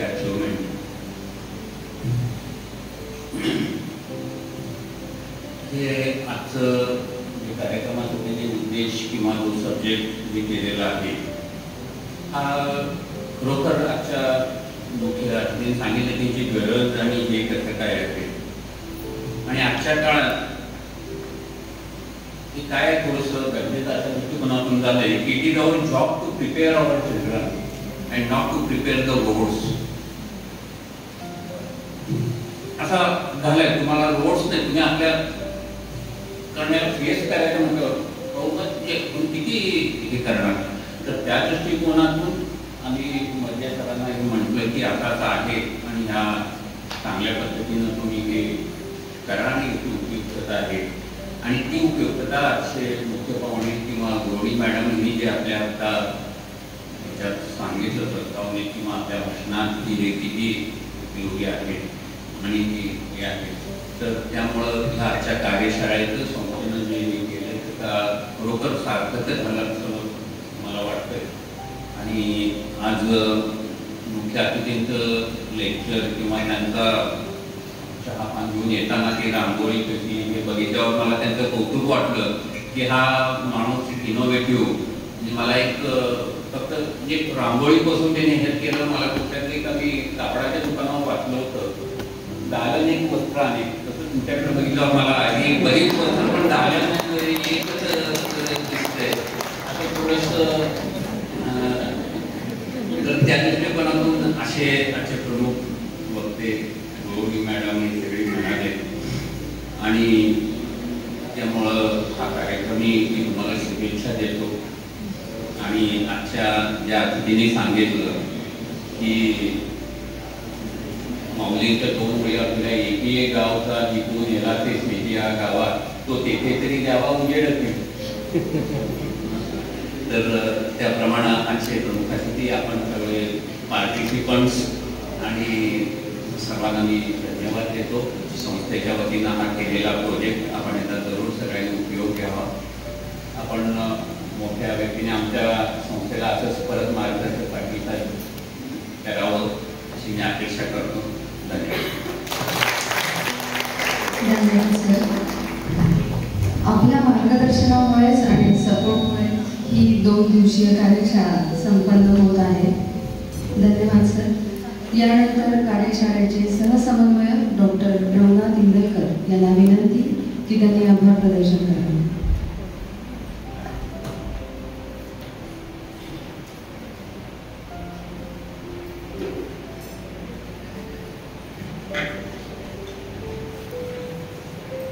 Innovations in educational research, exploring new technologies and talents या विषयावर 2 दिवसीय कार्यशाळेचं एक उद्घाटन सत्र या ठिकाणी संपन्न होत आहे. या उद्घाटन सत्रासाठी व्यासपीठावर उपस्थित असलेले सर्व मान्यवर, विविध महाविद्यालयांचे प्राचार्य, मार्गदर्शक प्राध्यापक व संशोधक मित्र, गुरु ते ज्ञान, ज्ञानी आत्मदर्शन, दर्शनी समाधान आदी जैसे. म्हणजे जिथे गुरु आहे तिथे ज्ञान आहे, ज्ञानामुळं आत्मदर्शन होतं आणि आत्मदर्शनातच खरं समाधान आहे. अशा या गुरुवर्यांच्या सहवासात पहिल्या उद्घाटन सत्राचा समारोपाकडे आपण वळत आहोत. या कार्यक्रमासाठी प्रमुख अतिथी म्हणून शिवाजी विद्यापीठाचे प्रकुलगुरू professor doctor PS Patil sir उपस्थित झाले आहेत. त्यांचं मी आभार मानतो. खरं तर उपस्थिती आणि मार्गदर्शन याबरोबर आंतरराष्ट्रीय दर्जाच्या एखाद्या संशोधकाला पाहणं सुद्धा आमच्यासाठी आम्ही भाग्य मानतो. यांच्या समोर यांच्यासोबत आम्हाला बसण्याचं, त्यांचा अनमोल मार्गदर्शन ऐकण्याचं भाग्य आम्हाला होतं. तर आपण एवढ्या व्यस्त वेळापत्रकातून आमच्या कार्यक्रमासाठी आला, महाविद्यालयाच्या वतीनं मी आपले पुनश्च आभार मानतो. आजच्या कार्यक्रमाचे अध्यक्ष, सांगली शिक्षण संस्थेचे सन्माननीय संचालक ॲडव्होकेट PG कुलकर्णी सर यांनी आमच्या विनंतीला मान देऊन उद्घाटन समारंभाचं अध्यक्षपद स्वीकारलं आणि आपण या ठिकाणी उपस्थित राहून मार्गदर्शन केलं, त्याबद्दल मनपूर्वक आभार. आम्हाला नेहमीच वेगवेगळ्या माध्यमातून मार्गदर्शन करणारे आमचे गुरु, शिवाजी विद्यापीठाच्या आंतरविद्याशाखेच्या अधिष्ठाता माननीय गौरी मॅडम या इथे आलेल्या आहेत. त्यांनी अगदी व्यावहारिक पद्धतीनं संशोधनाचा कसा अर्थ लावायचा यासंबंधी मार्गदर्शन केलं आणि त्यांचं मार्गदर्शन आम्हालाच नव्हे सर्व शिक्षणशास्त्र महाविद्यालयांना नेहमीच प्रेरणादायी आणि त्यांचं मार्गदर्शन माझा 17 वर्षाचा अनुभव आहे की नेहमी पॉझिटिव्ह असतं, सकारात्मक असतं. त्या इथं आलेले आहेत, त्यांचंही मी महाविद्यालयाच्या वतीनं मनपूर्वक आभार मानतो.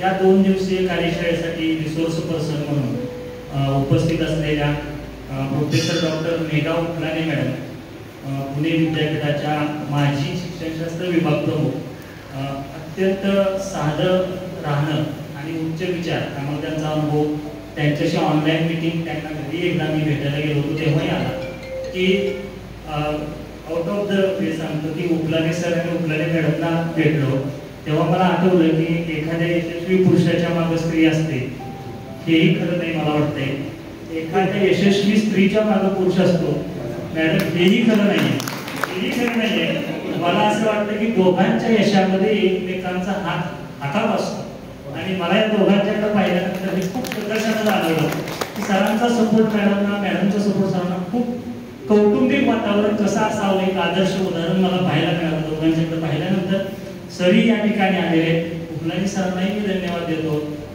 की आपण या ठिकाणी आलात, आमच्या विनंतीला मान देऊन आपण उपस्थित राहिलात. मॅडमचेही मी आभार मानतो. या कार्यशाळेसाठी रिसोर्स पर्सन म्हणून आमचे गुरुवर्य ज्यांच्या मार्गदर्शनाखाली मी माझं शिक्षण पूर्ण केलं, हे शिक्षण पूर्ण केलं ते माननीय Krishna Patil sir, Sampal madam, Khandagale sir, ते आपल्याला दिवसभर 2 दिवसासाठी मार्गदर्शन करणारच आहे. पण उद्घाटनाच्या सत्रापासून आपण या ठिकाणी उपस्थित आहात आणि आपली उपस्थिती ही निश्चित आमच्यासाठी मार्गदर्शनीय प्रेरणादायी असणार आहे. आपलंही मी या उद्घाटन समारंभाच्या निमित्तानं आभार मानतो. आमच्या महाविद्यालयाच्या प्राचार्यांच्या विनंतीला मान देऊ अनेक महाविद्यालयाचे प्राचार्य, मार्गदर्शक प्राध्यापक, वेळेअभावी सर्वांची नावं घेऊ शकत नाही, सर्वांचे मी आभार मानतो. आपण उपस्थित राहिला आणि आपली उपस्थिती 2 दिवस सर्व संशोधक विद्यार्थ्यांसाठी अत्यंत उपयुक्त ठरणार आहे हा मला आशावाद आहे. आणि सर ते शेवटी आमच्या महाविद्यालयाचे सन्माननीय प्राचार्य DP बर्जे सर की जे असे वेगवेगळ्या कार्यशाळेसाठी आम्हाला प्रोत्साहित करून वेगवेगळ्या संधी उपलब्ध करून देतात, त्यांचेही मी आमच्या सर्व स्टाफच्या वतीनं आभार मानतो. आणि उद्घाटन सत्र समारंभ या ठिकाणी संपलेला आहे असं जाहीर करतो. धन्यवाद.